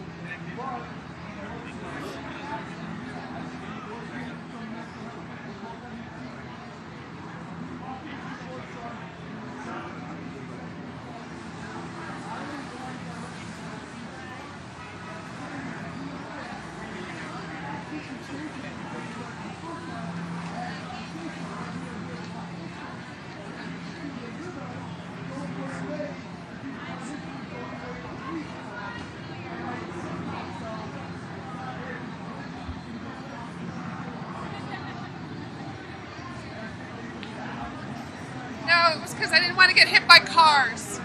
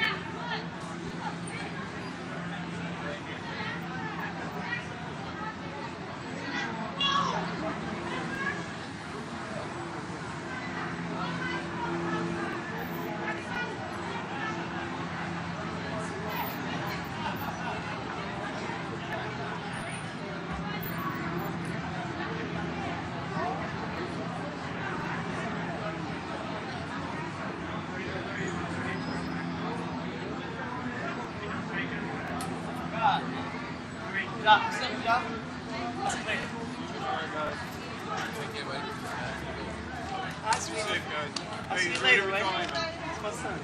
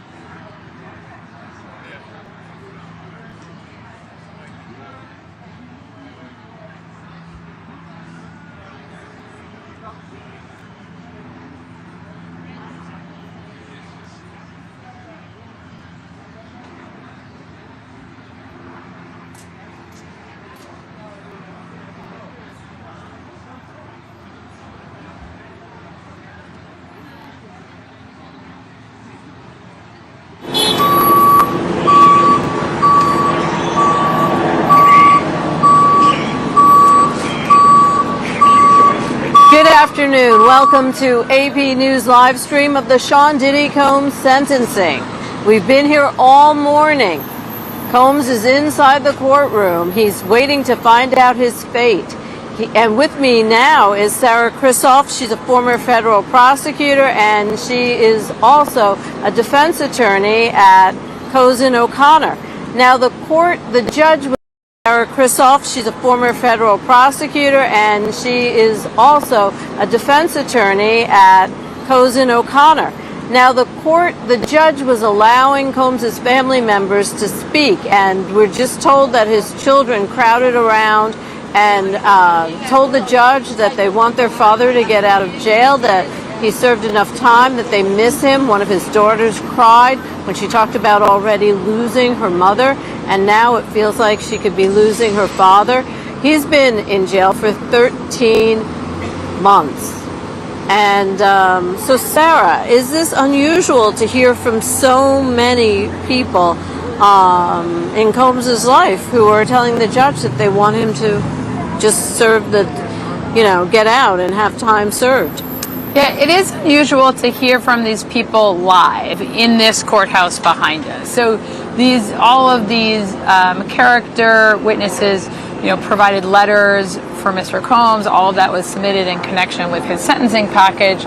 But the judges in this courthouse usually don't allow such people to speak live, to stand up during the sentencing proceeding itself and really beg for mercy on behalf of their family members, their loved ones, and friends. But the judge is allowing that. It is certainly adding, a humanizing element to this whole proceeding.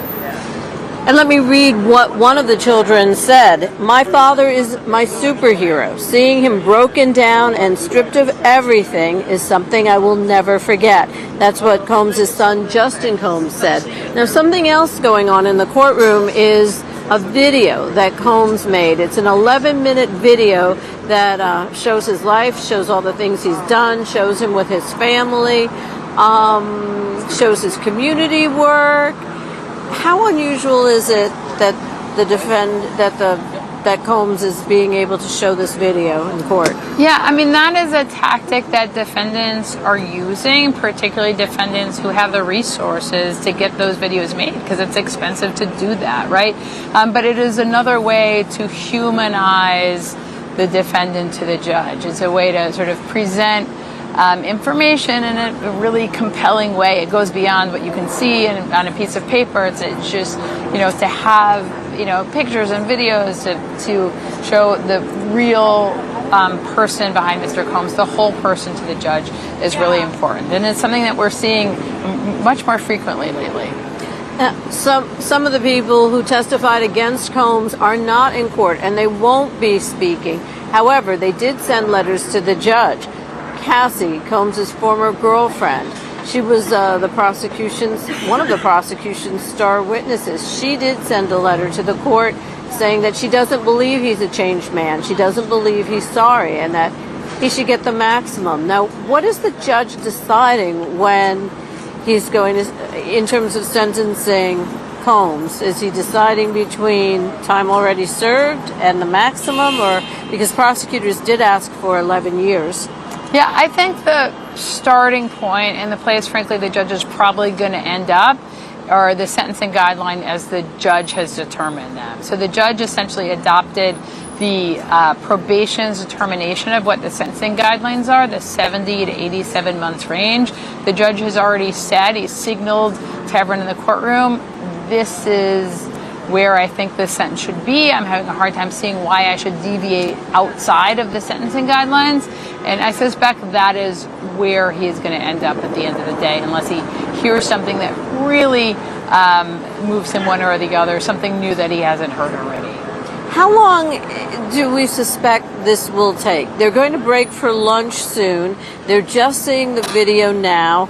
Combs' children have already addressed the judge and the court. I mean, is this, it's Friday. Is this going to last through the weekend and go into Monday, or will it be over by the end of today? Well, there are definitely a few more steps that have to happen here, right? So it is possible when the defense is finished with its presentation that the government wants to respond to that. They may have things to say based on what Combs' lawyer said, based on what his family said.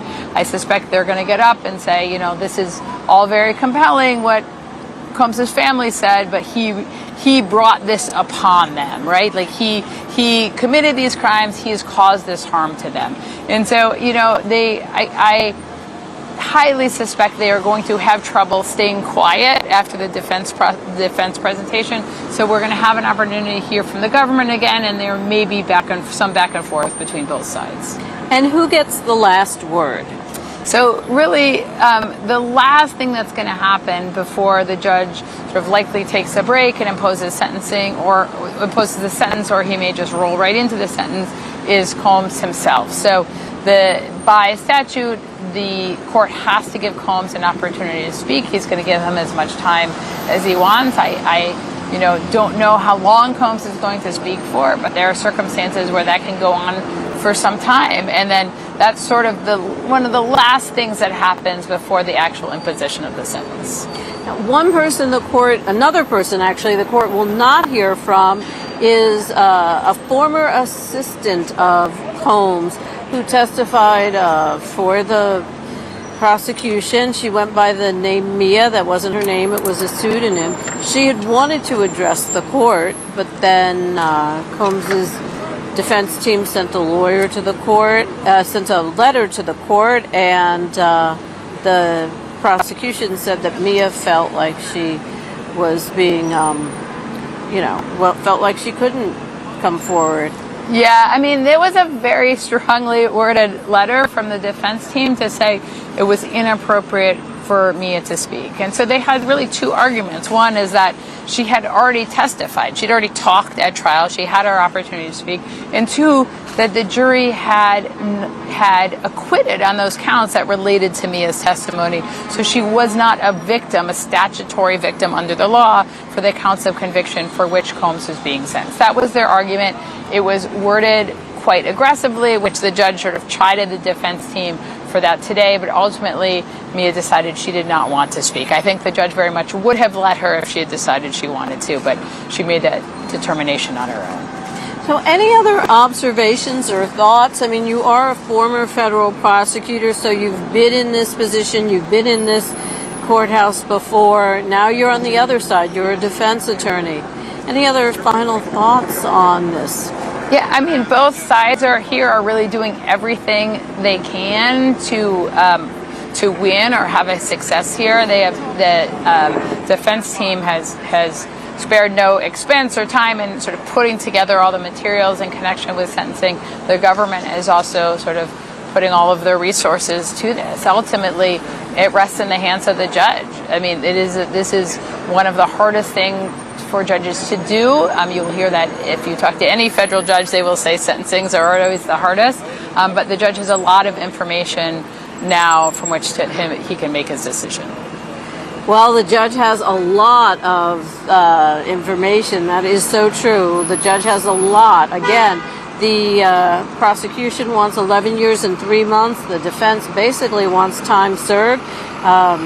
Combs already has a speaking engagement coming up that he's booked in Miami on the 6th of October, I believe it is. So they expect that he'll be getting out, but we'll only know once the judge makes a decision and makes that decision public. You're watching AP News live stream of the Sean Diddy Combs sentencing. You can find out more on apnews.com or on our AP News app. And if you like coverage like this, if you like our journalism and our coverage, we have reporters on the ground all over the world. We have reporters in court now. If you like this, please consider donating. apnews.com, donate.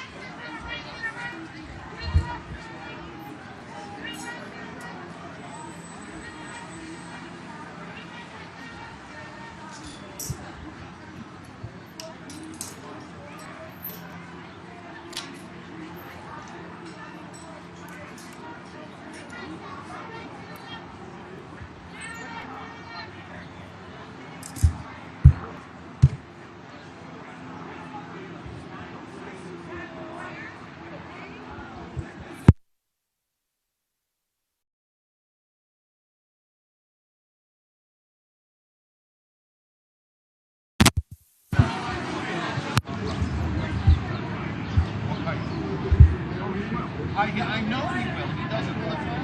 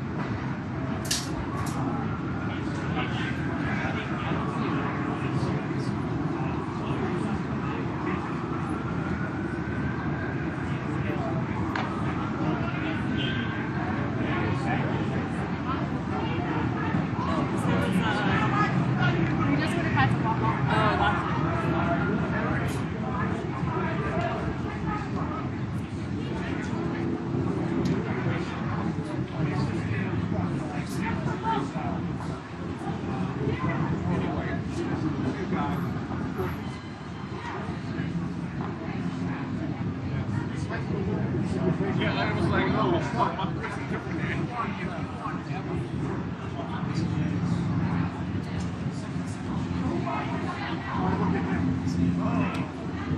That's two. I mean, look at this. Thank God. Yes, sir. Easily.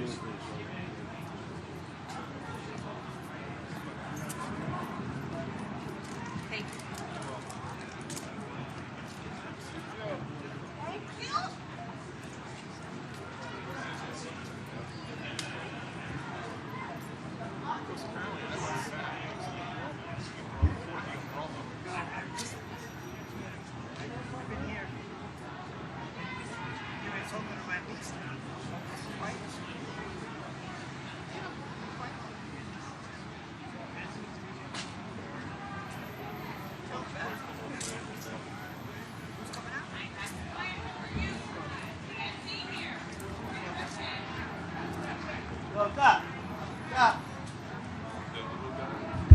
You have to exit this way. Who's that lady? Yeah, yeah. It took me like 8 weeks to know all that.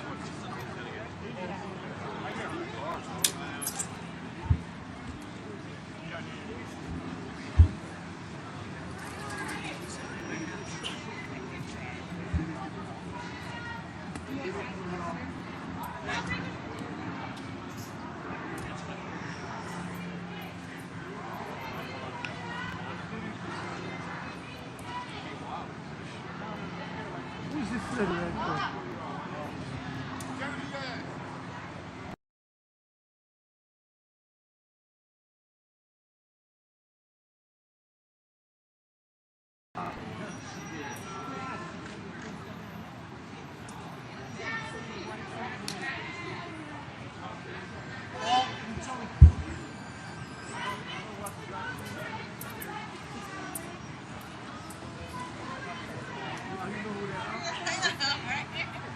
Just for you.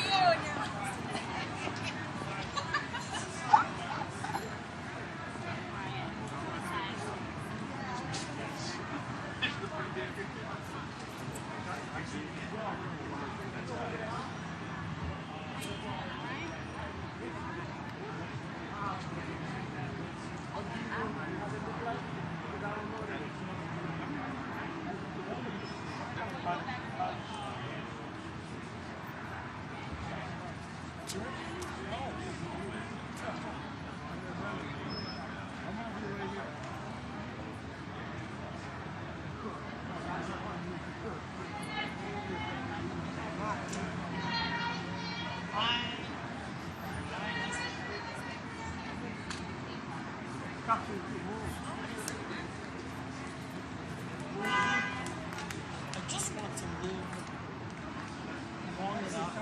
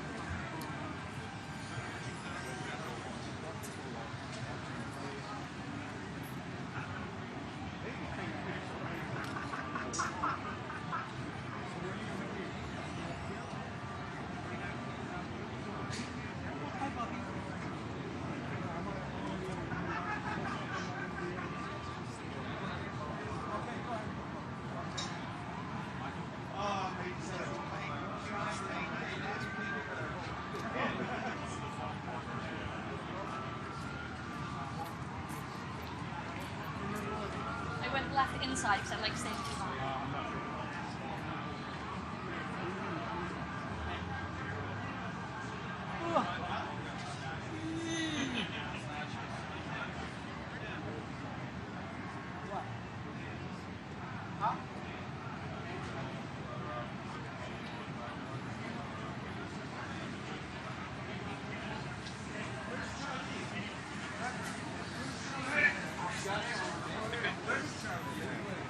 This one?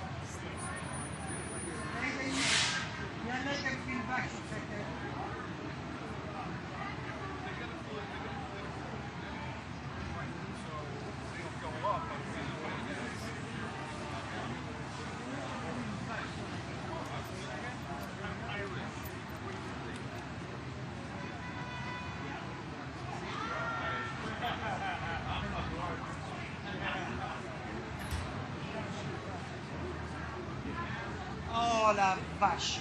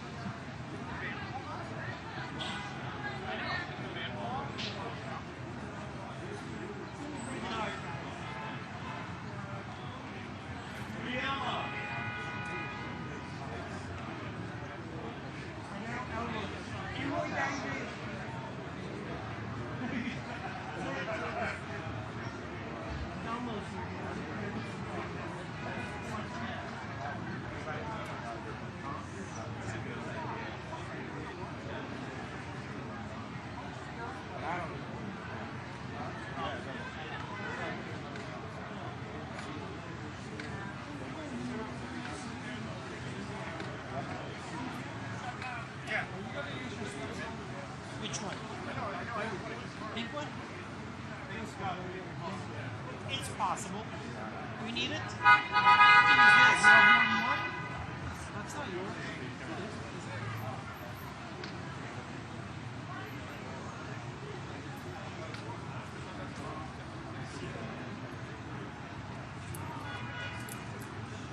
I wonder if that gives it away. Well, give it away, give it away.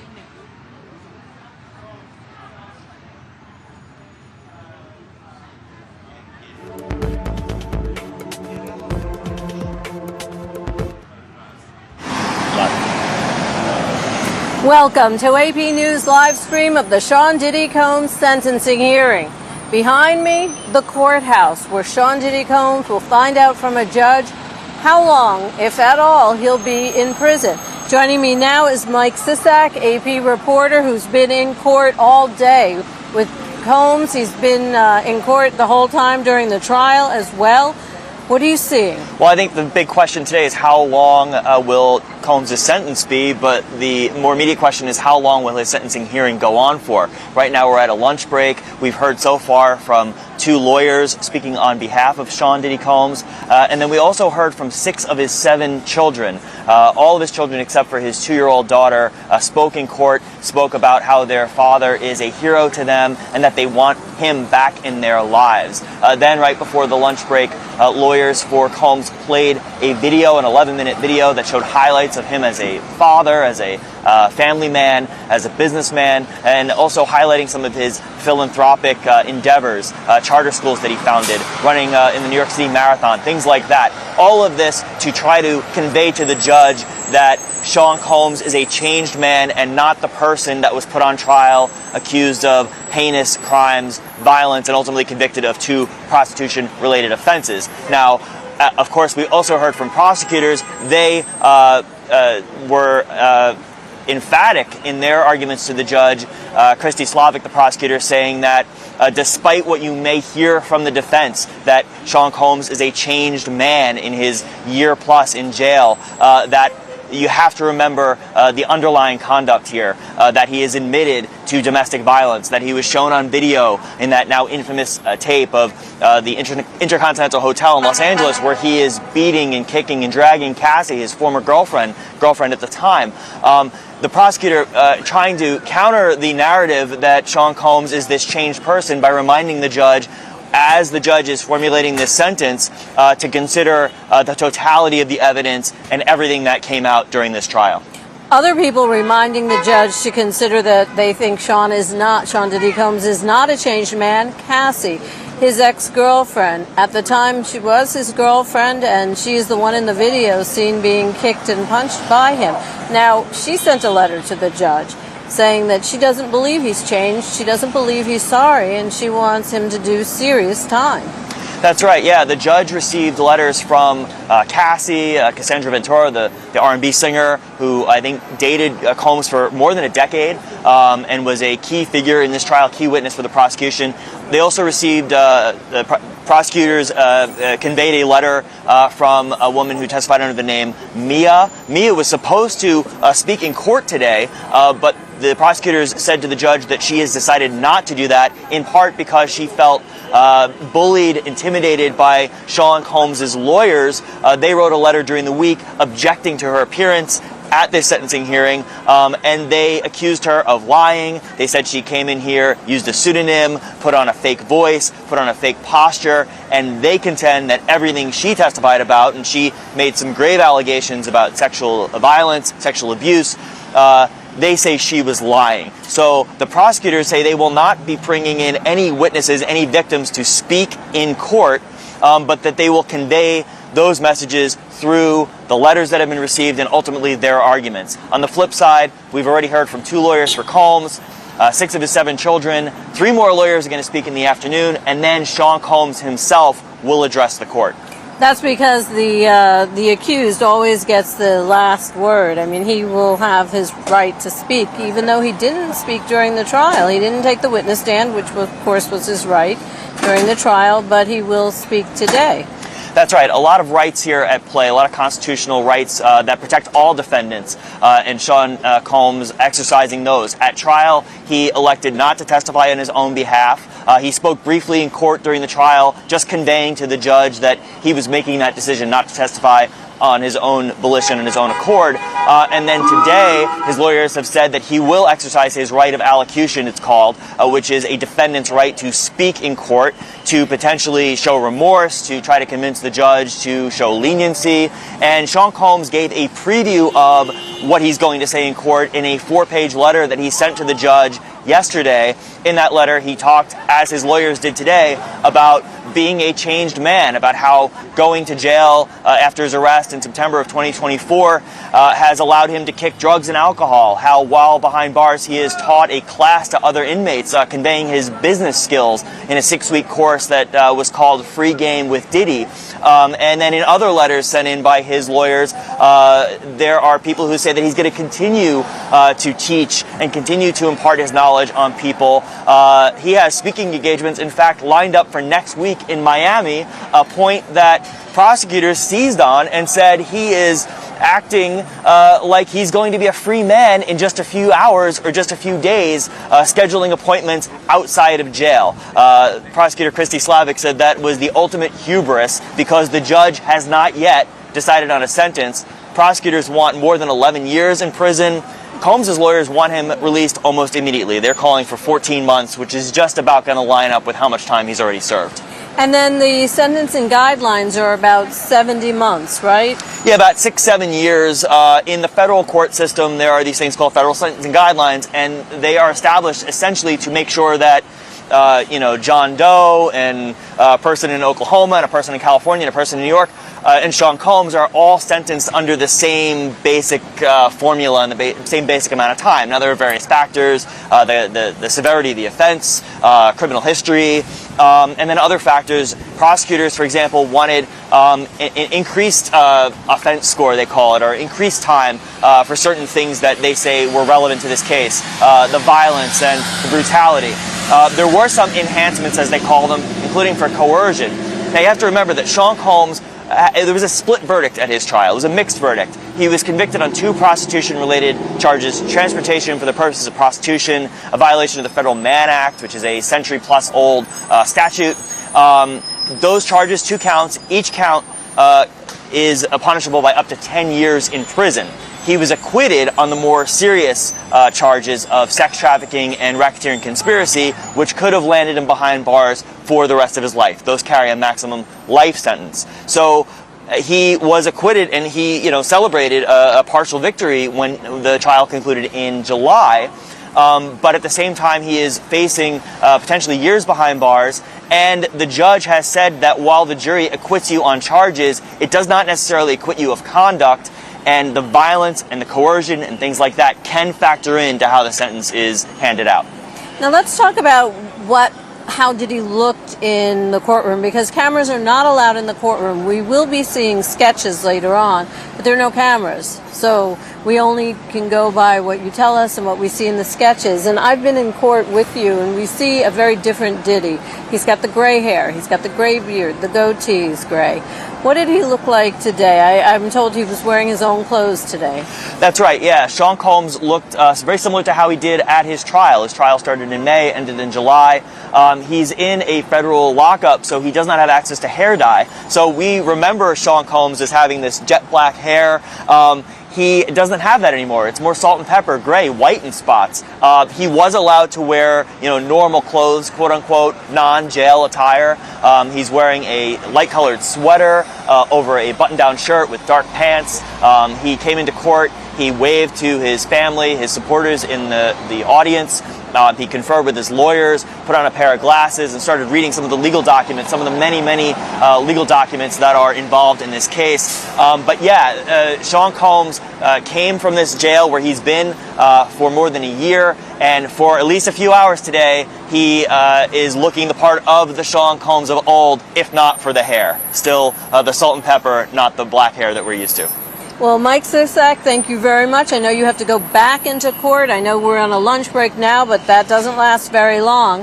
Thank you for joining us. And if you like the coverage that you're seeing, if you like the AP News live stream of the Sean Diddy Combs sentencing, we have reporters on the ground all over the world bringing you stories and reporting. Please support us at apnews.com. Donate.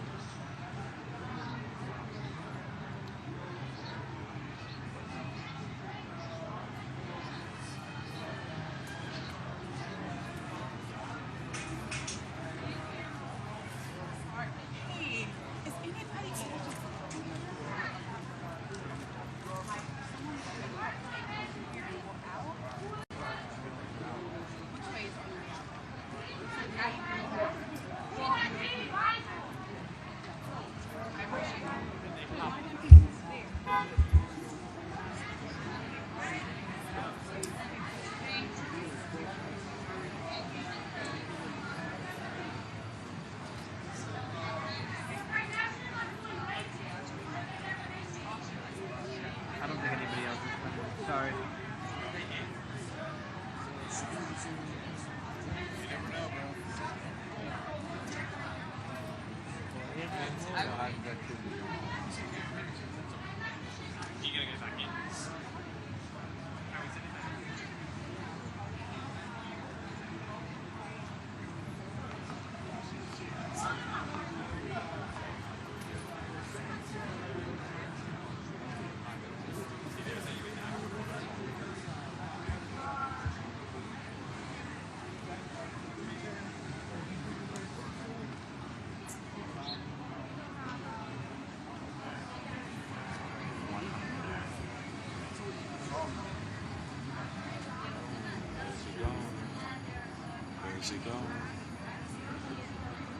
They're all going to speak over there, I'm assuming.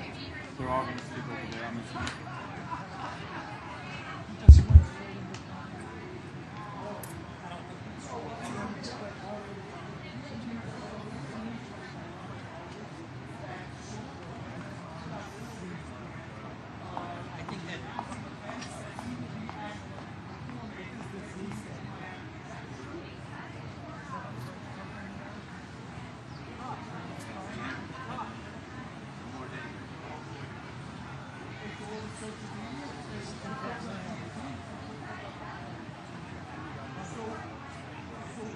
The money counter just ticking off my brain.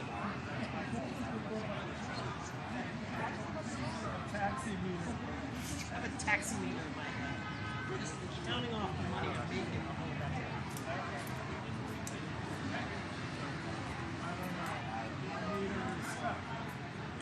Set air to Jimmy.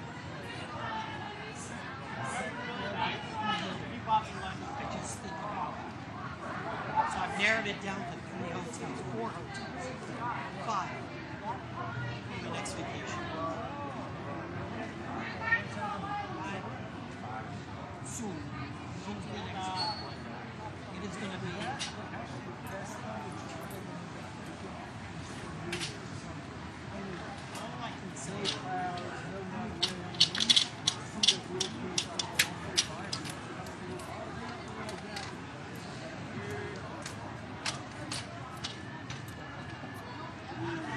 to narrow down.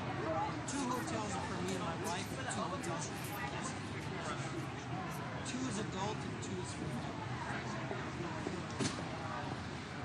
I haven't decided which one I'm going to go to.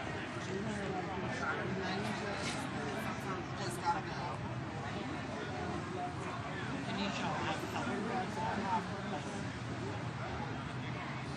You get that here. You can go.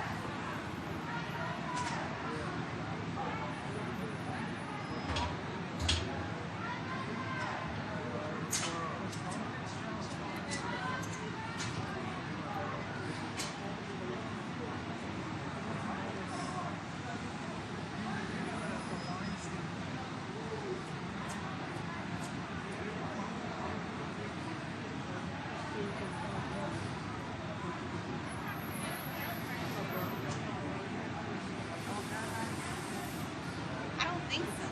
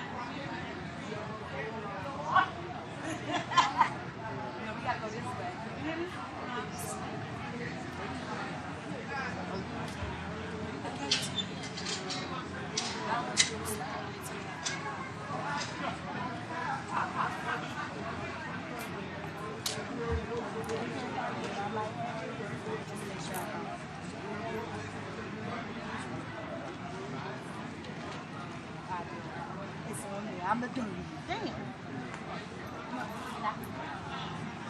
I was going to change from the beginning.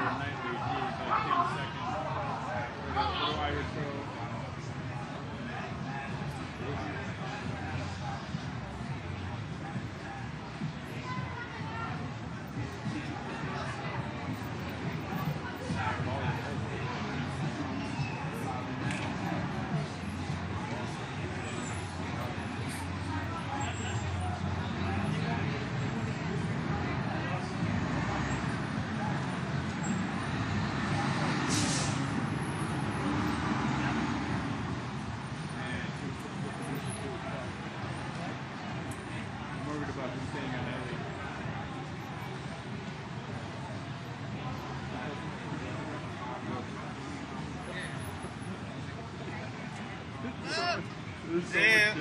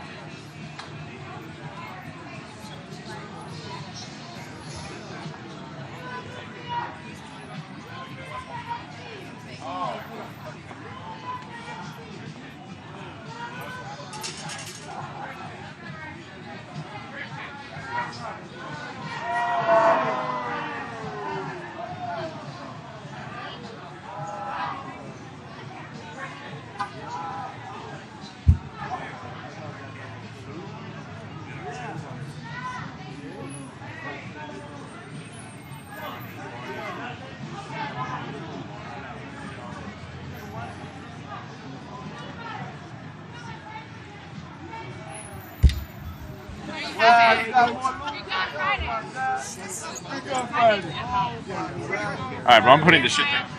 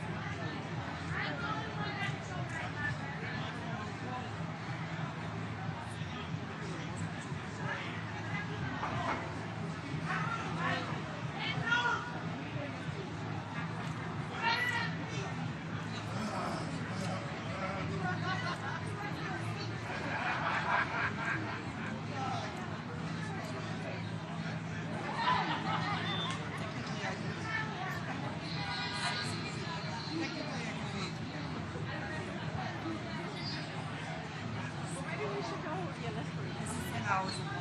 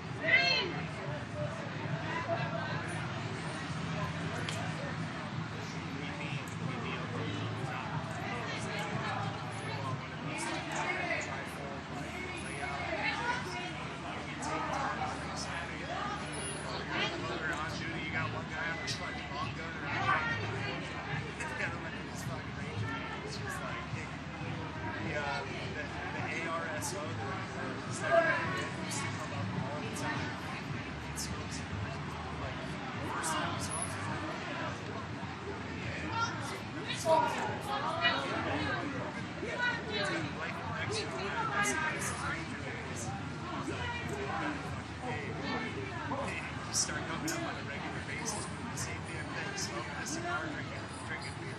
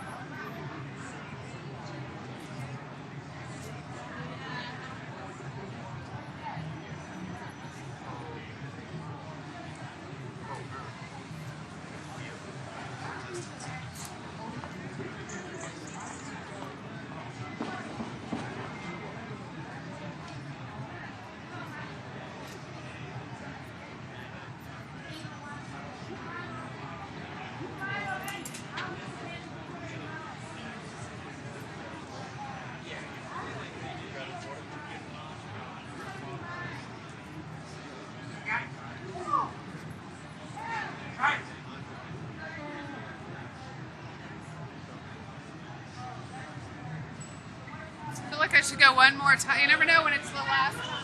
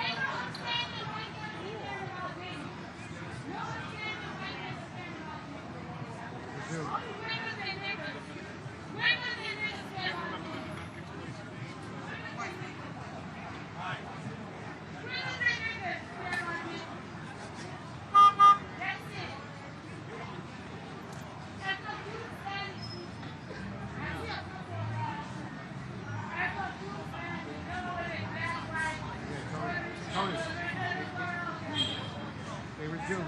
The defense is still talking to the judge.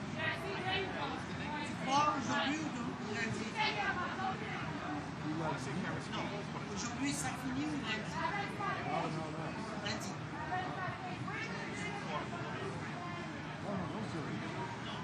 Lundi. Lundi.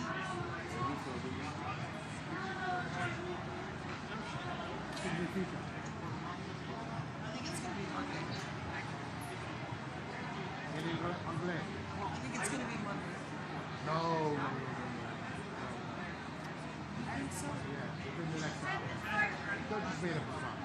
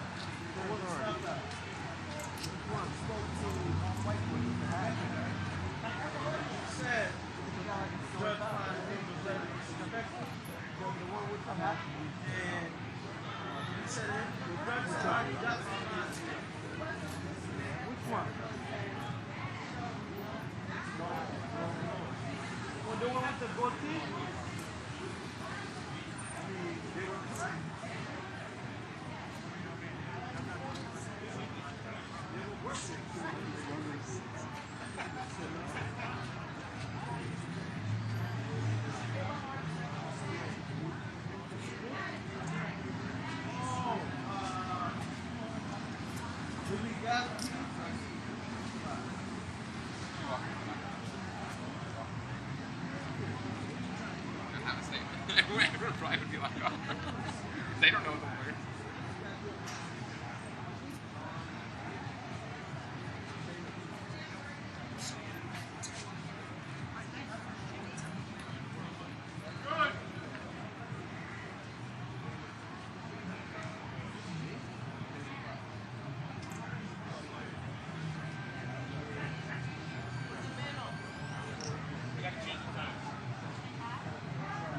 I gotta change the time on the original. I didn't know you were working at 9:30.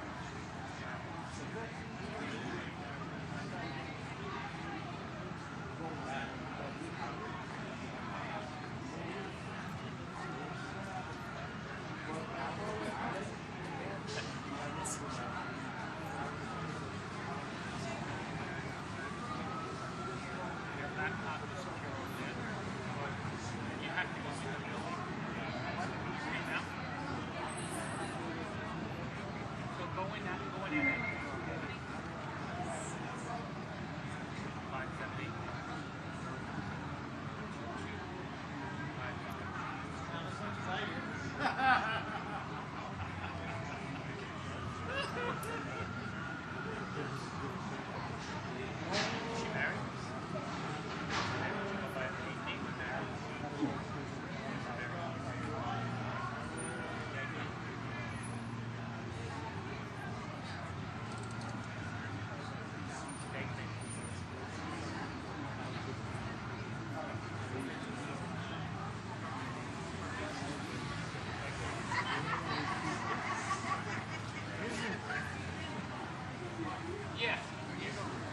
No, I don't know.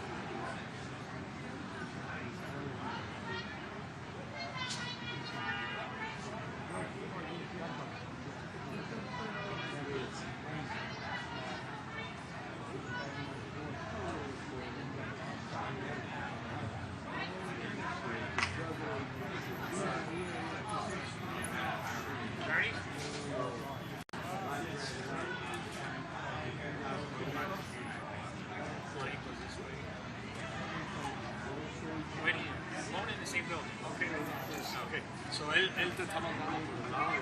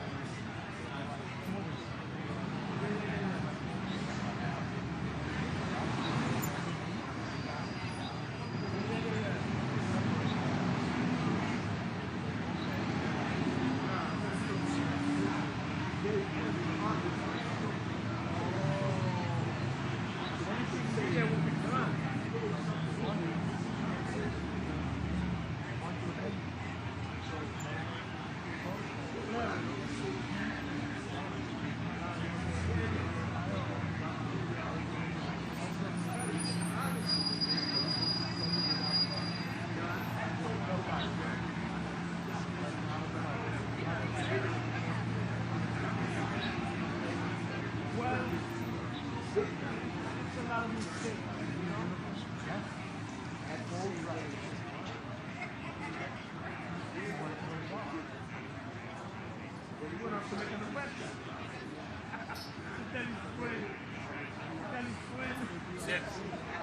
Sit. Yeah. But how you get sick in the media on a detail like that? I was in Washington. I said after that, you know when you saw the passed away? I was there for a long time. I was shocked. No, I was shocked. I woke up to them. I said,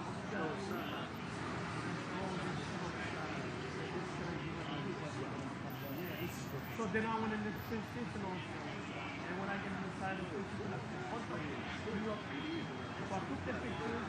I said, then I put them again. I said, what you guys doing here? I'm glad to see you guys. I'm from New York. What you guys doing here? Oh, you give me the hand. I said, DC, what you guys doing here? We got a big van. But it wasn't like loud. No. Why you didn't just say, hey, now let you know.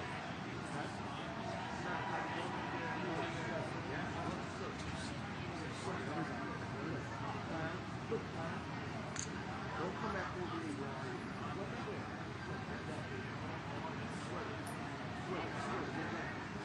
So you didn't ask me, and I was like, this, then if it wasn't, then you should say, wow, aren't you straight? No, you didn't say that. You said, that would stay. That was sticking. Then you said, sweat it out. You said, stick. Now, you stay on the other side. Don't get away. I told you. People that go by you. Then you send them over here. Way over there. I hope you get some money in there. Go that way. Go over there. Go. You should see in my check. Somebody that will go see you back.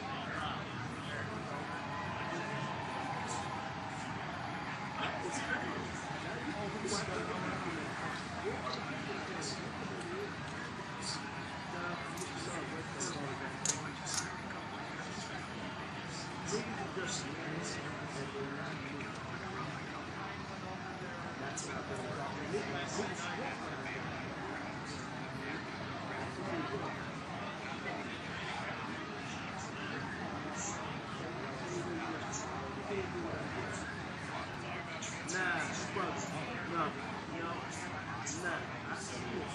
crazy.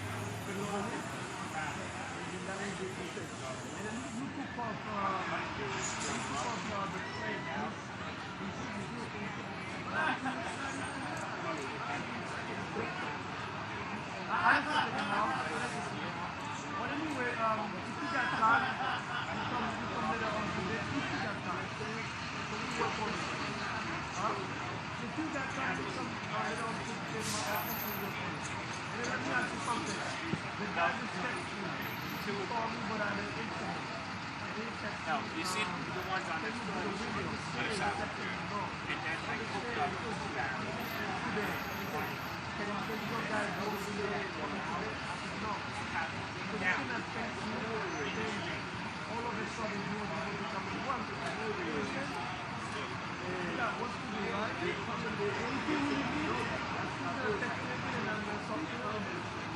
well, they must have pulled it out.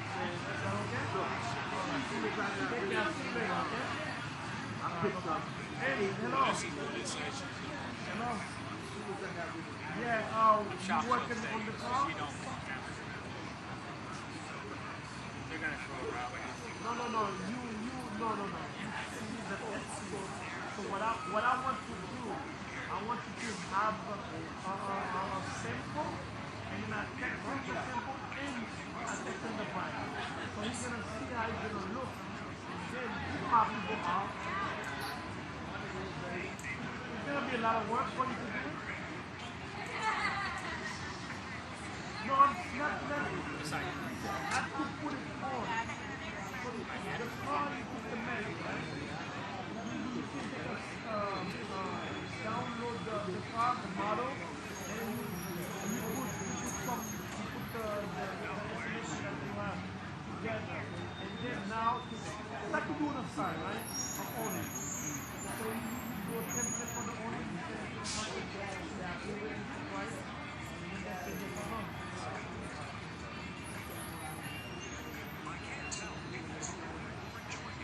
I do with the price myself, but I think, yeah, but this is what I'm saying to you. What I'm saying to you, I can give the customer. Because this guy, I know, he always want to see things first. So if he sees the picture, he looks the way it looks, right? And then now with the price, he's going to say, oh, that's the way it's going to look? Okay, I'll take it. You know what I mean? Go for it. I'm asking you, but I can tell him this is a matter. And now, you know what I mean? Tell him the price, it's not a problem.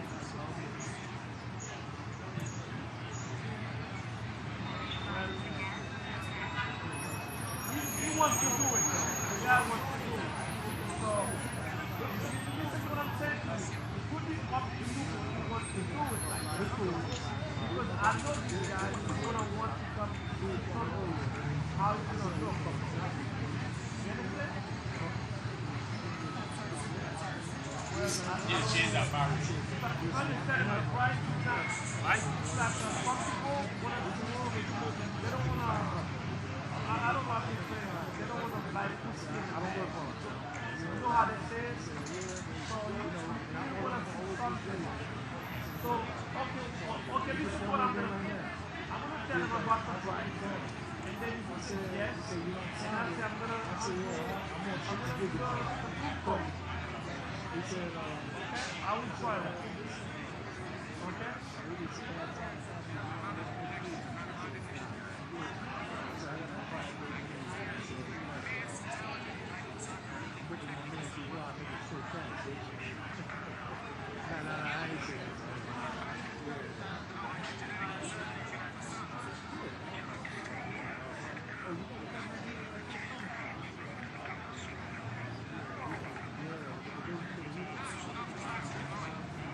No, I'm saying to you a simple and then with the price, bingo.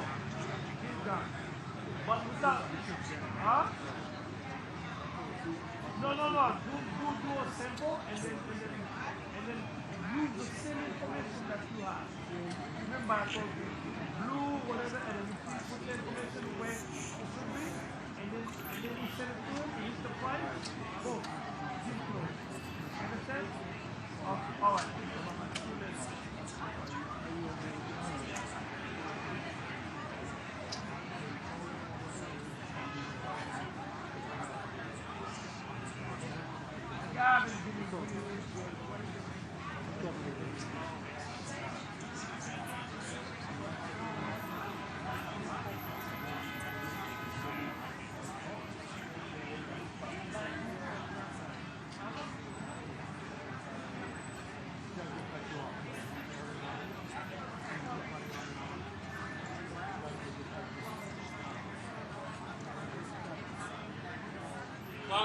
Close it. No, close it.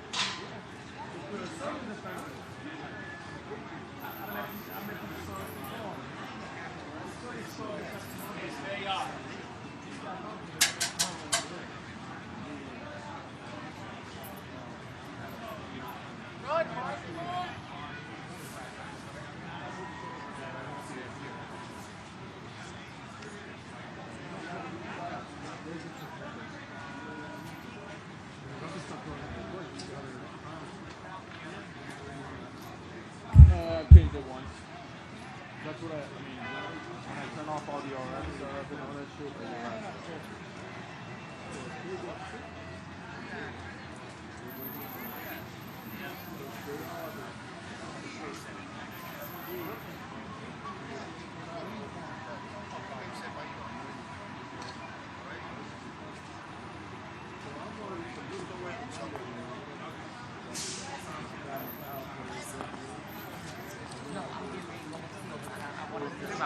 Yeah. No.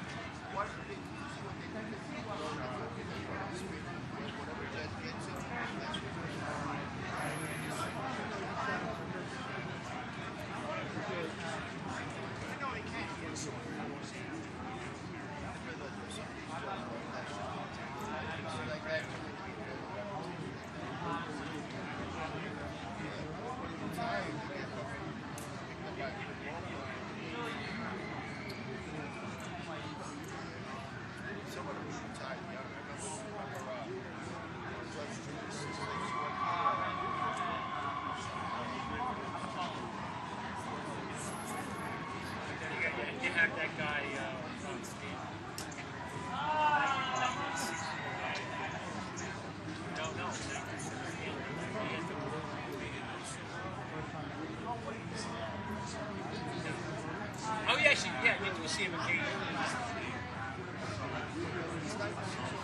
Stanton.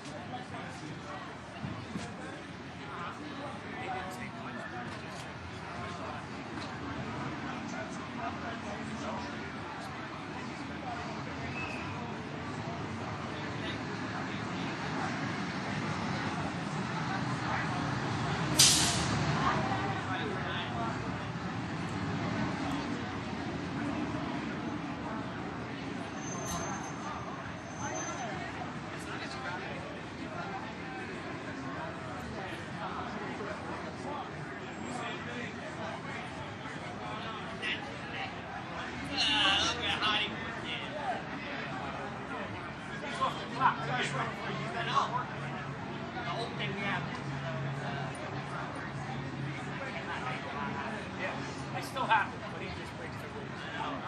He's making some awkward stuff. Pick him up.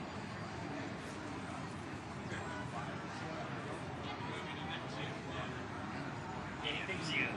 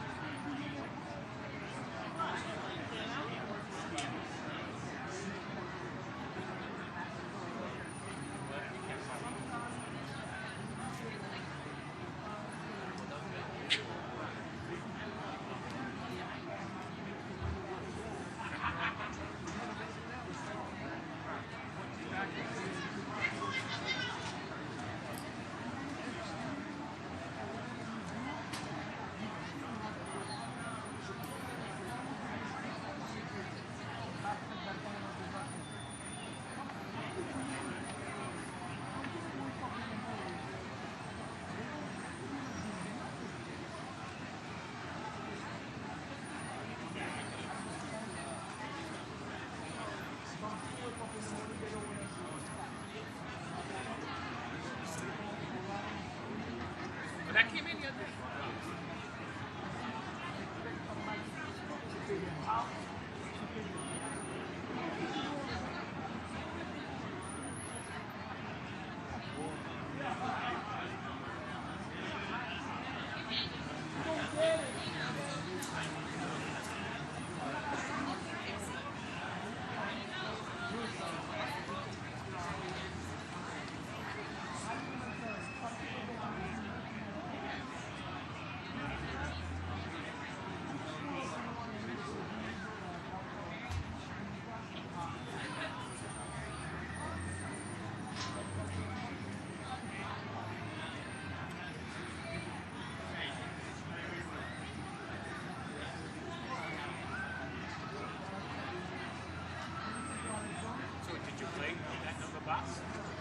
Wait.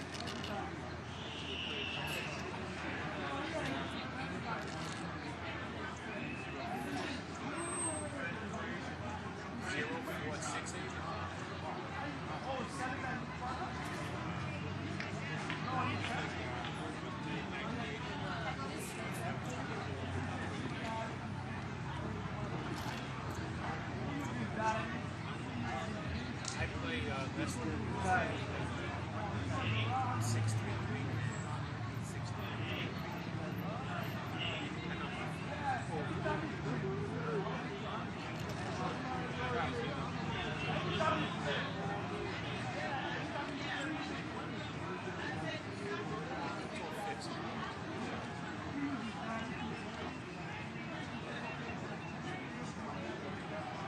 She's out there.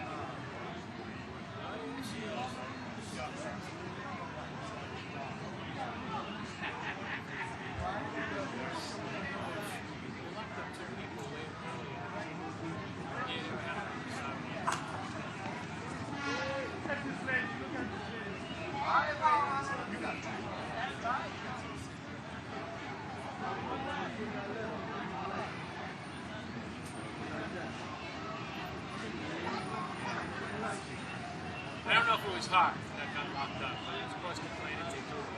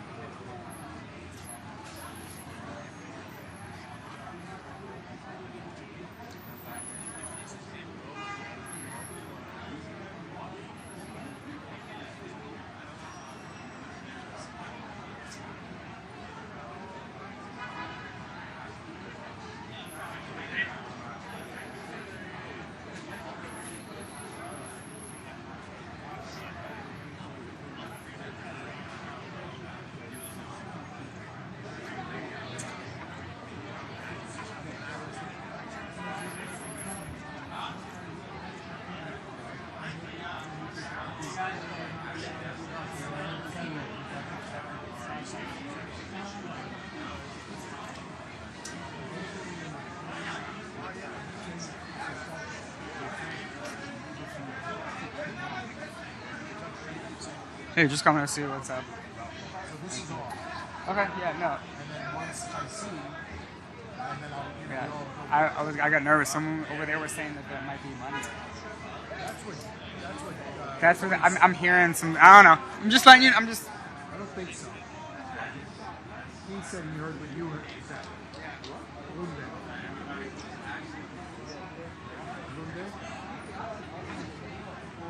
I just heard other than that. I just heard from a few other people saying that too. I think the judge is gonna, because if federal, you can stop it. The judge can say, I heard it all.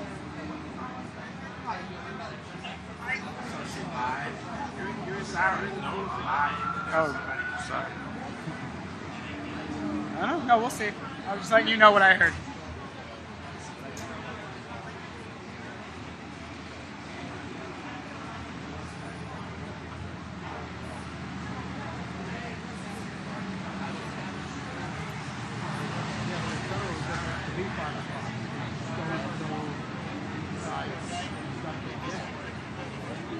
How many times during the trials, before the jury, we went to 6, 7 o'clock. A couple of nights. Just keep going until the judge feels we're making progress.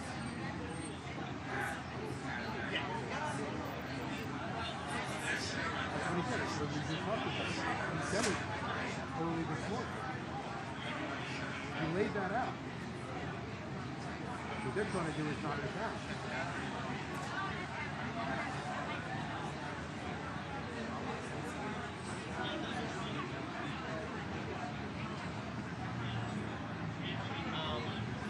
I think he's going to do it today.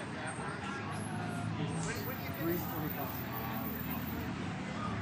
And I think the judge is looking at the clock too. 6 minutes. Every suggestion that he's going to get.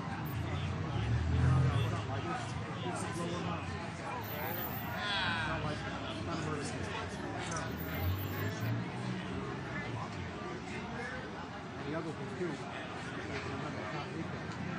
I got taken away. I would have really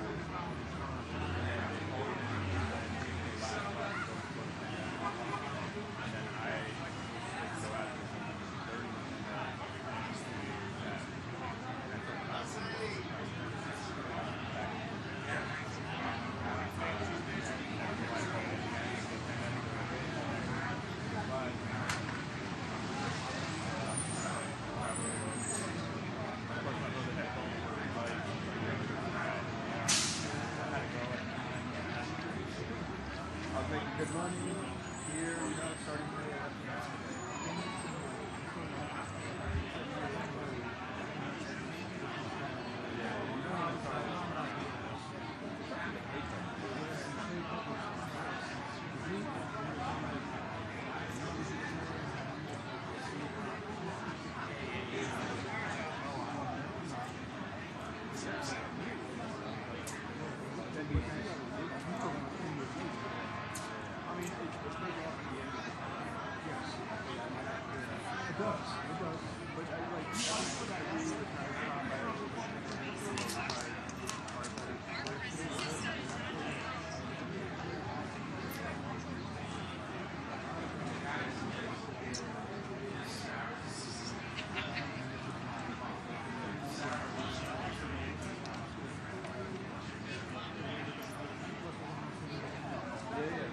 That's the real reason.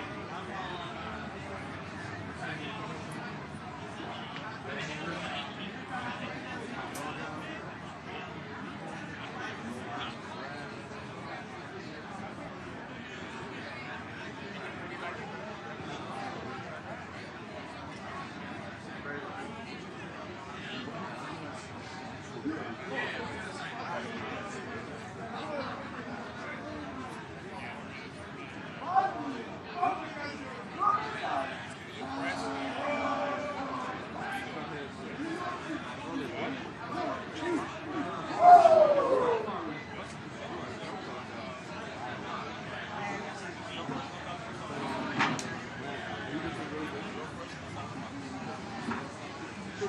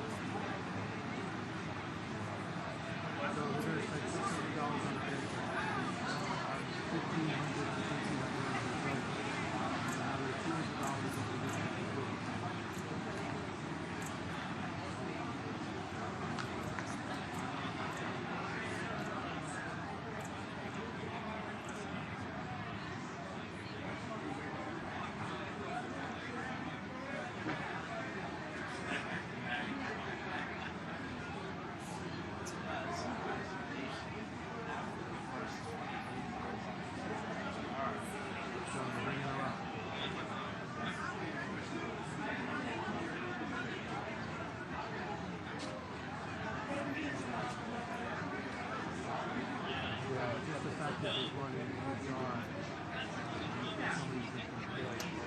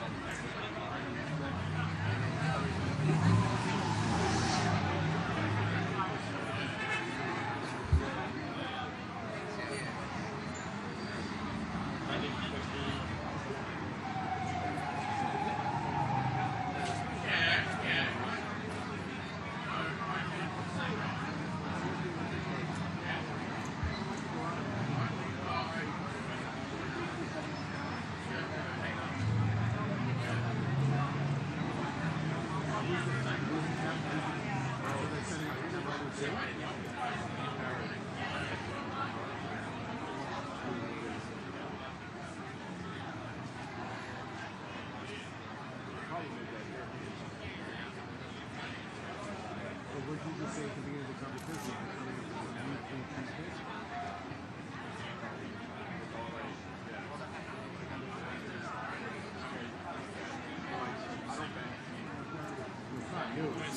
Excuse me.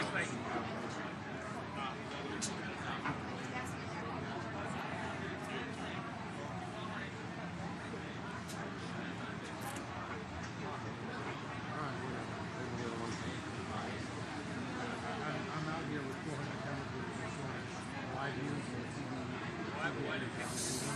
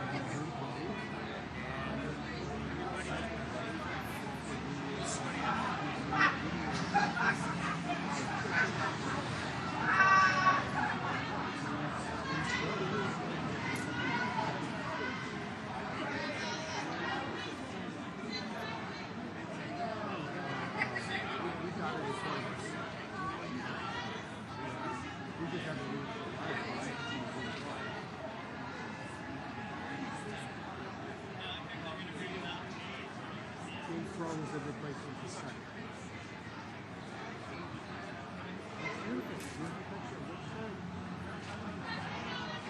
So all my last series of life shots are not used to life shots. And then we bought, they had a fire sale at too many live shots, which is only for live shots. So they kind of took away the 3,000 over to live shots. So we look at this so we charge Toyota for users. It works great.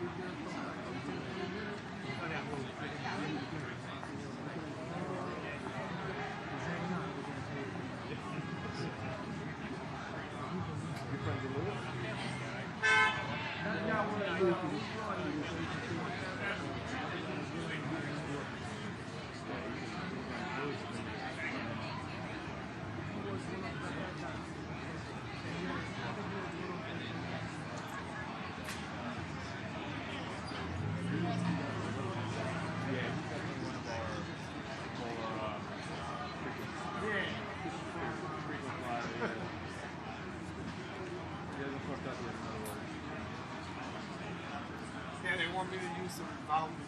And you told me it was both.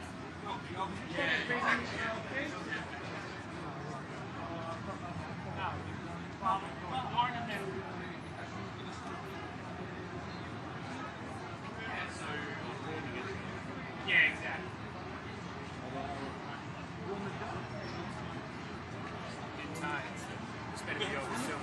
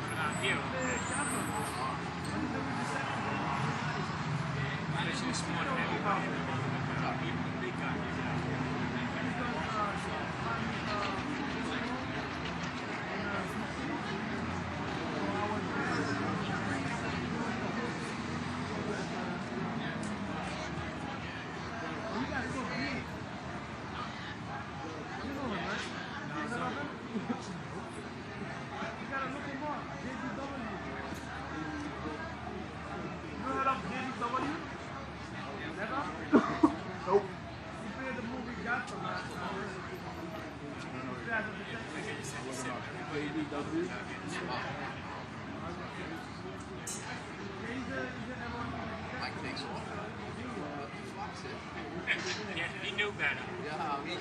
He fucking knew. Yeah, right? Yeah, well, that's what they said.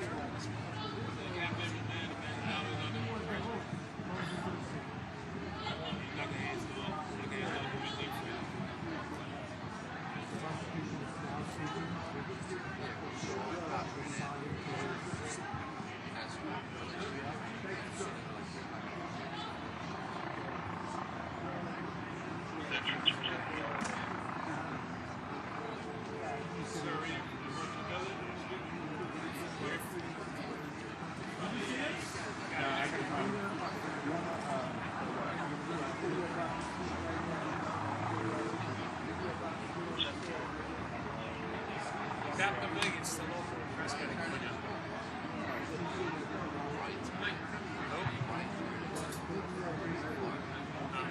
Yeah.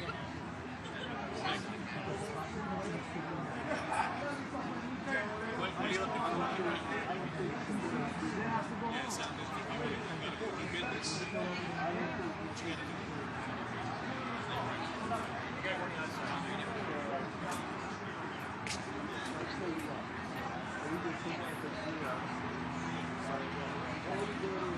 the middle door.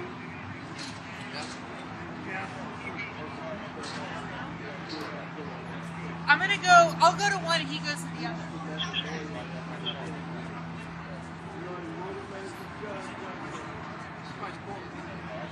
Yeah, it stopped. I put it back.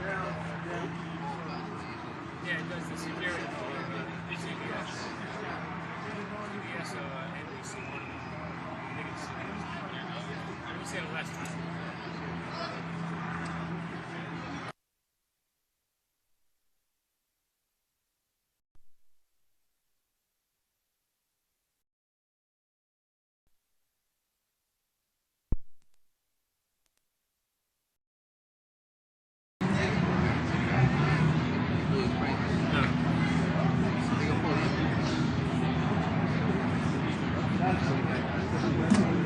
Carolyn, I forgot I have this stuff.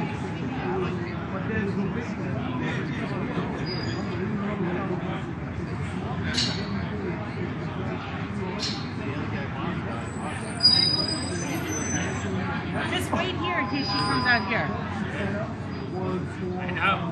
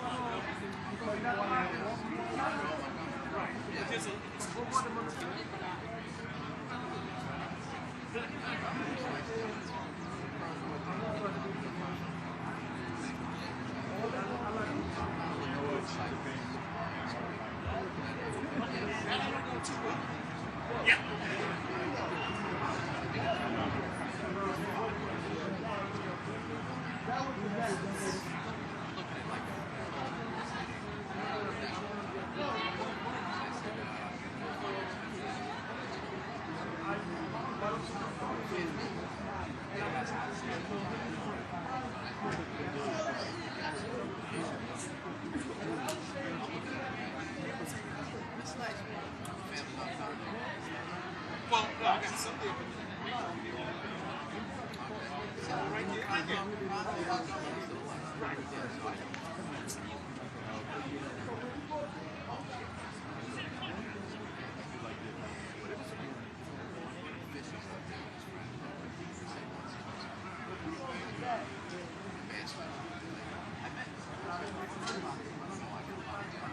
Jeff's found it.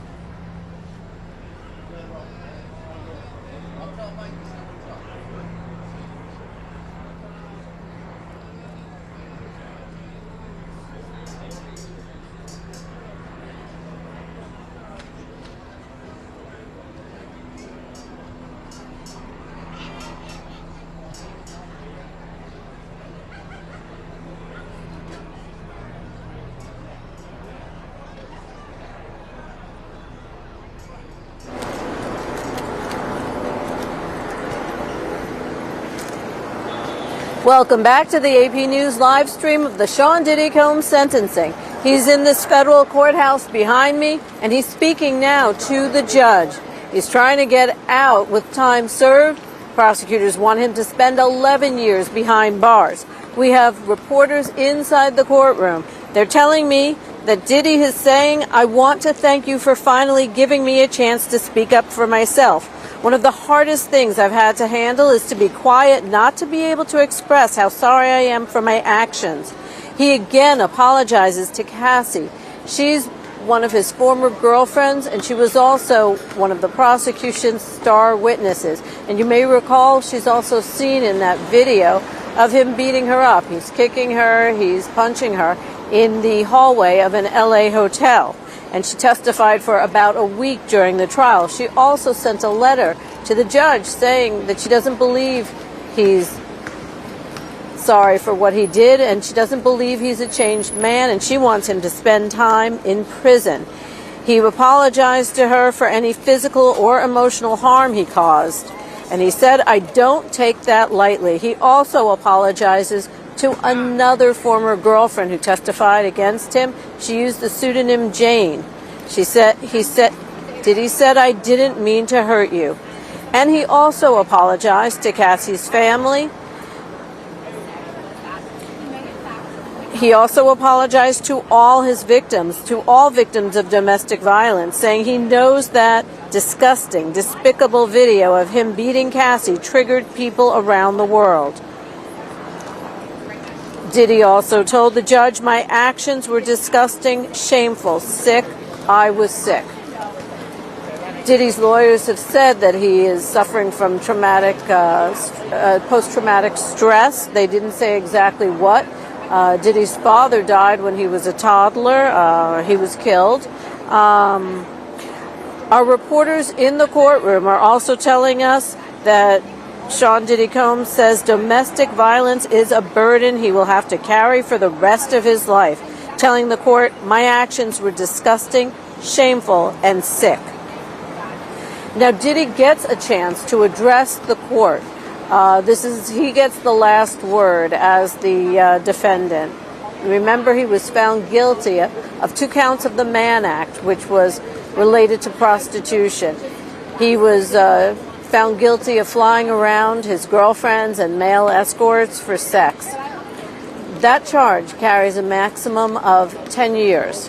Now, the judge has gotten a sentencing suggestion from the court saying it should be 70 months, which is about 6 years.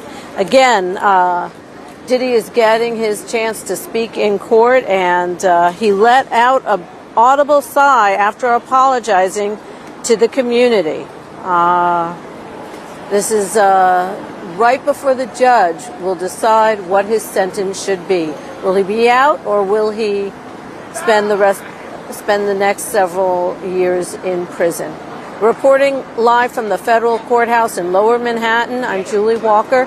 This is the AP News live stream of the Sean Diddy Combs sentencing.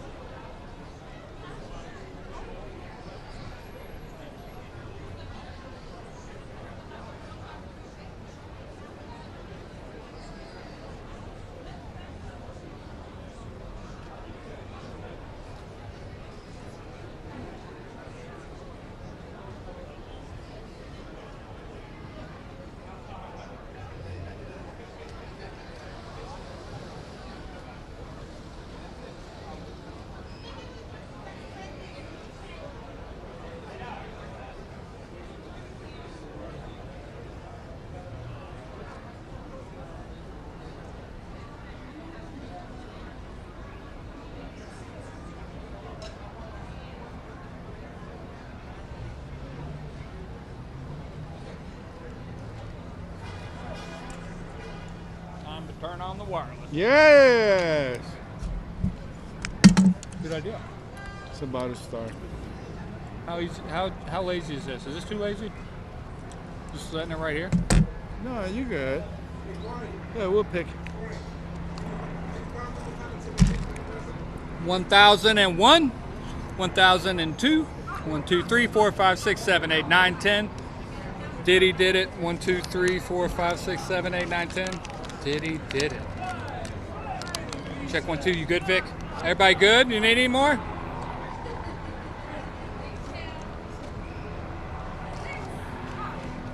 One, two, and two.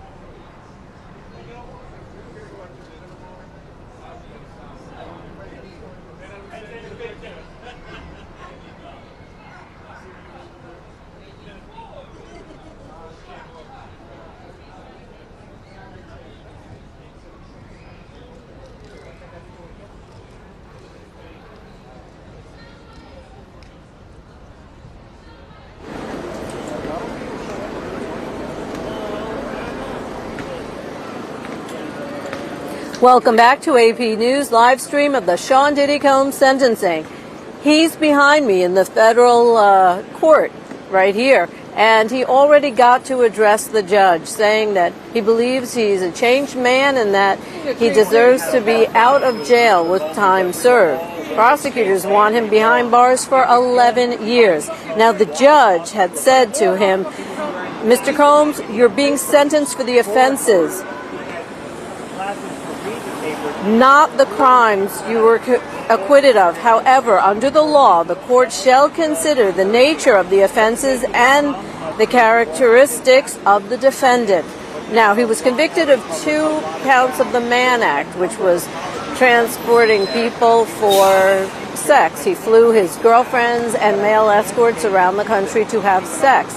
So that is a prostitution-related charge. But he was acquitted of the charges that could have kept him behind bars for life. He was acquitted of sex trafficking, and he was acquitted of racketeering, the RICO Act. Now, the judge also cites law which states that no limitation should be placed on the background, character, and conduct that a judge can consider. And the judge said, Mr. Combs, I've considered the fact that you are a self-made artist and businessman who has innovated and lifted people up.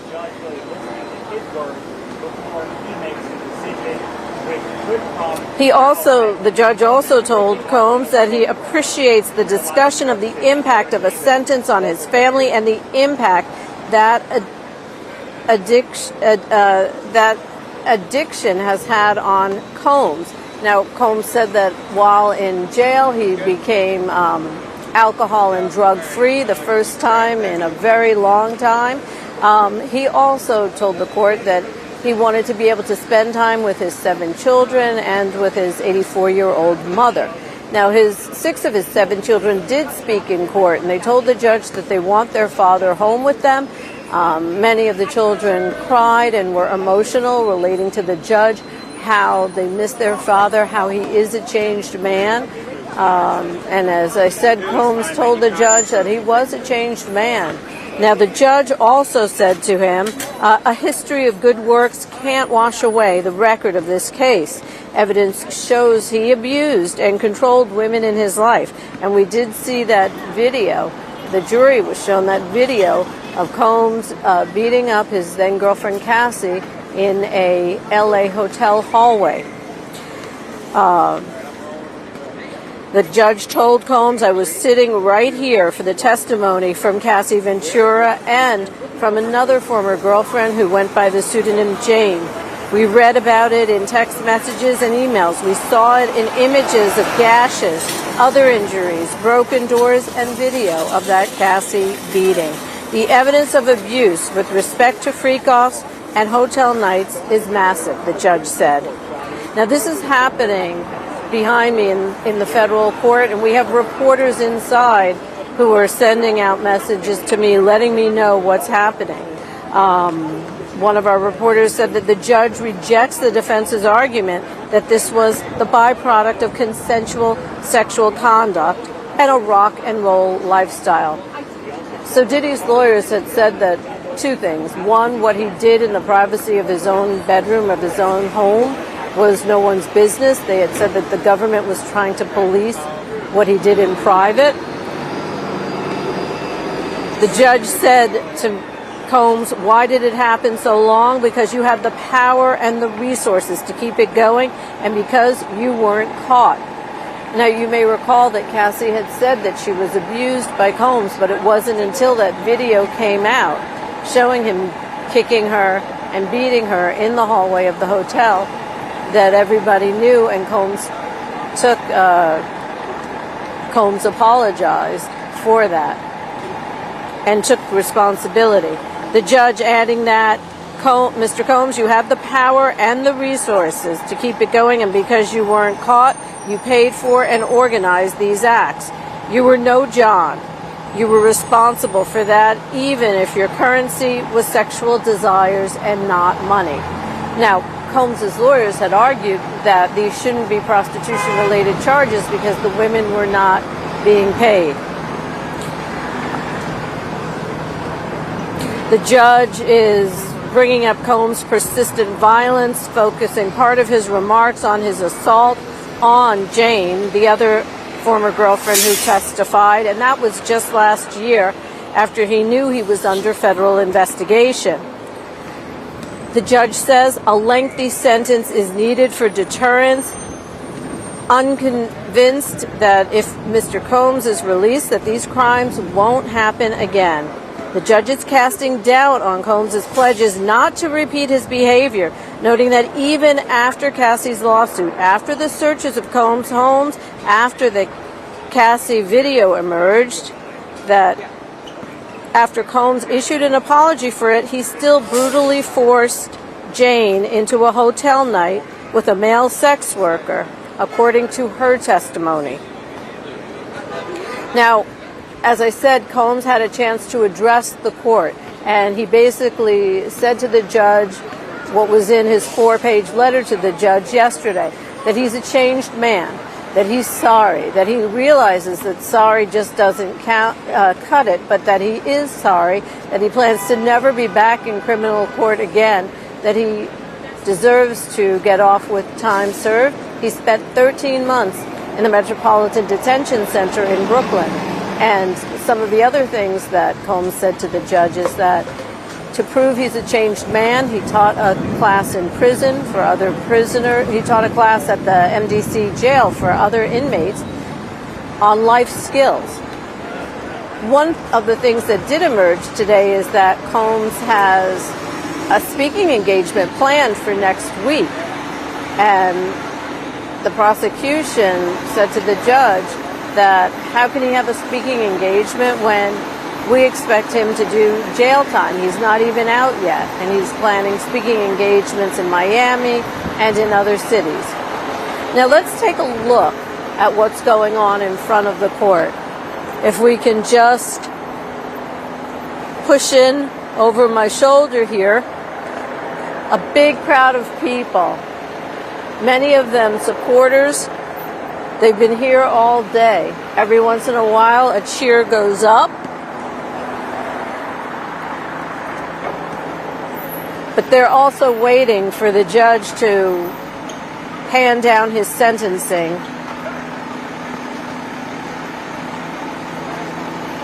Now the judge has said, according to our reporters in the courtroom, the sentence that the government proposes, 135 months, is more than necessary.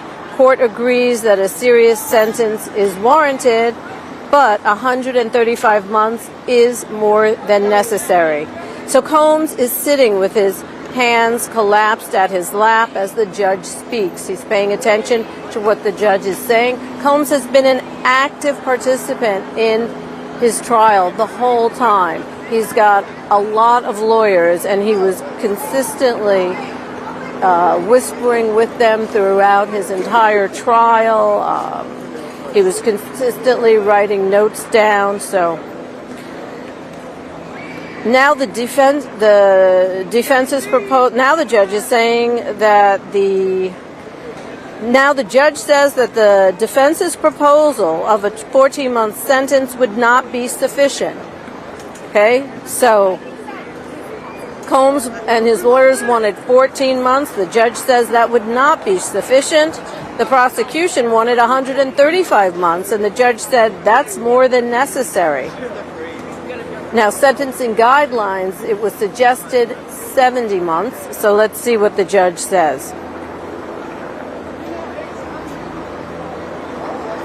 So right now the judge is saying that the prosecution's recommendation didn't factor in mitigating factors, and the defense recommendation didn't factor in aggravating factors. So the judge is taking all of this into account. And remember, Sean Diddy Combs was found guilty in July on 2 counts of the Mann Act. That's a prostitution-related charge for flying his ex-girlfriends around along with male escorts to engage in sex. The judge says the facts and the circumstances of this case are unique. Sentence 50 months.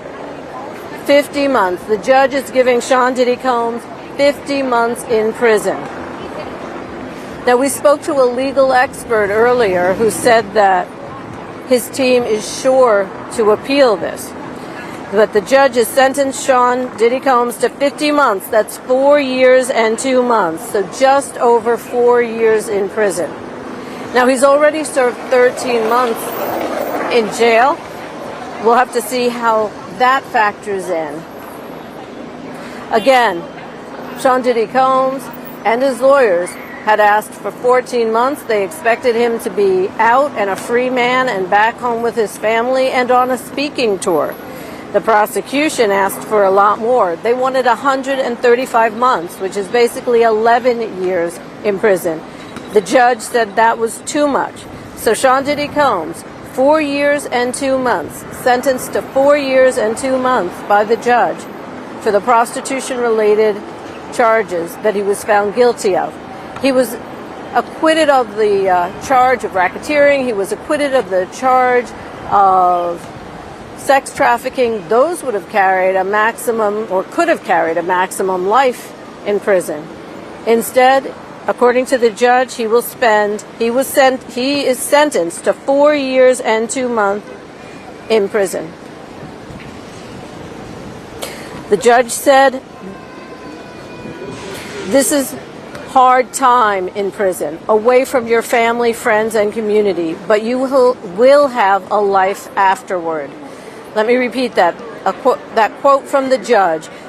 This is hard time in prison, away from your family, friends, and community, but you will have a life afterward. Combs is 55 years old. 4 years, he'll be 59. We're going to have more on the sentencing of Sean Diddy Combs, more on what went on in the courtroom. We have reporters there now. They're wrapping up inside. The judge is still speaking. I imagine that Combs and his family are not happy with this sentencing. And we're going to have more, so stay with apnews.com and the AP News app to get the latest on the Sean Diddy Combs sentencing.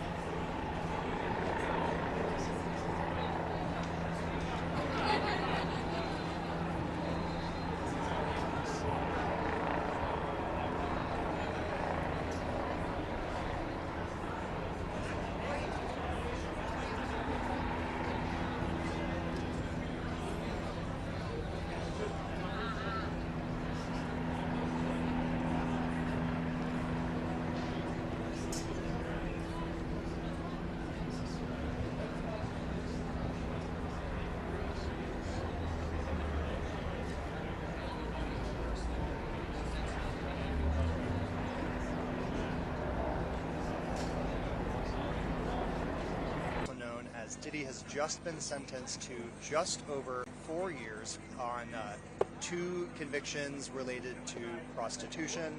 I'm here with Dr. Chris Emden, professor at Columbia University Teachers College. So, Chris, why don't you just give us your first reactions on this sentencing? Is this about what you expected? Is it more or less? It's a really powerful moment to hear that Sean Combs was sentenced to 4 years and 2 months. I am somewhat surprised that it was that short a sentence, but it also reflects what victims have wanted, what the general populace wanted, which is that, you know, folks will have to have some comeuppance for enacting, you know, crimes of this nature. I'm a little bit sort of like the general public. I don't quite know how to feel about this. In many ways, it's justice for those who've been harmed, and in other ways, not quite sure if this reflects what the necessary kind of punishment would be for such heinous crimes. But here we are. So, what do you think this sentence that might be a bit shorter than what some other people were expecting means for Diddy's legacy as a cultural icon, as a music mogul, as a figure in hip-hop? In many ways, I think this reflects, once again, the fact that visible folks will have opportunities to be able to defend themselves and, you know, be able to sort of cast their narratives in their own light and have that be reflected in sentencing. I don't think this does much to either tarnish or enhance his legacy. I think it has more implications on the criminal justice system and how folks who've been accused of certain crimes get that reflected. His legacy remains the same. He still remains an important figure in hip-hop. He still remains a person who has tons of power and authority. But in many ways, it also says, you know, if you do the crime, you will do the time. Whether or not that time reflects what it should be, we don't know. Again, I'm trying to capture the sort of feeling in the air right now, and I think everyone seems equal parts expectant and unsure if this reflects the appropriate sentencing. Yet here we are. So, do you think that this sentencing and the outcome of this case, you know, with Diddy being acquitted on the more serious charges, will have an impact and affect similar charges to that are faced by, you know, Hollywood figures in hip hop to come? Do you think that this will have an influence on maybe whether prosecutors will bring charges at all, if they'll view it as worth it or not? I truly believe that the sentencing may not necessarily reflect what other folks who are in the music industry or the entertainment industry might feel as far as the sentencing itself may not impact folks. I do think, though, that the larger context, you know, the media response, the public response, the videos being shown of folks committing crimes, I think that ultimately will be a deterrent to folks who may feel as though they have the ability to be able to do whatever they want. That might take some pause. I think the real challenge here, the real heft here, is not in the sentencing per se.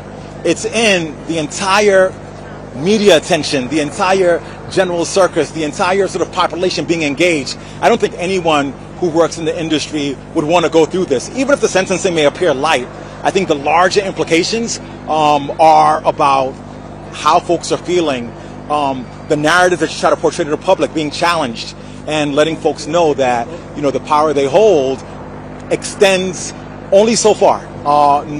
It doesn't extend into the criminal justice system. So you are a scholar of hip hop, and I guess you have sort of seen the culture of hip hop evolve over the years, over the decades. Do you think that had this sentencing and had the outcome of this case happened maybe 10 or 20 years ago, do you think that would sort of change the culture or be more of a watershed moment or less than it is now? Do you think that's sort of where we are in the culture today in 2025 and will sort of affect how people view him and how, if they forgive Diddy or not? I absolutely believe that 2025 has become a watershed moment, a watershed year, a significant point in the ways that folks look at figureheads in hip-hop culture and beyond. And I truly do also believe that if this case had come to light about 15 years ago or 20 years ago, that the nature of the music, the nature of those who hold power within the industry would have shifted. I think it also has implications on what gets shared and what gets told, or what gets put into lyrics. I think from this point forward, folks will be a lot more cautious about being cavalier around issues related to sexual violence or other issues.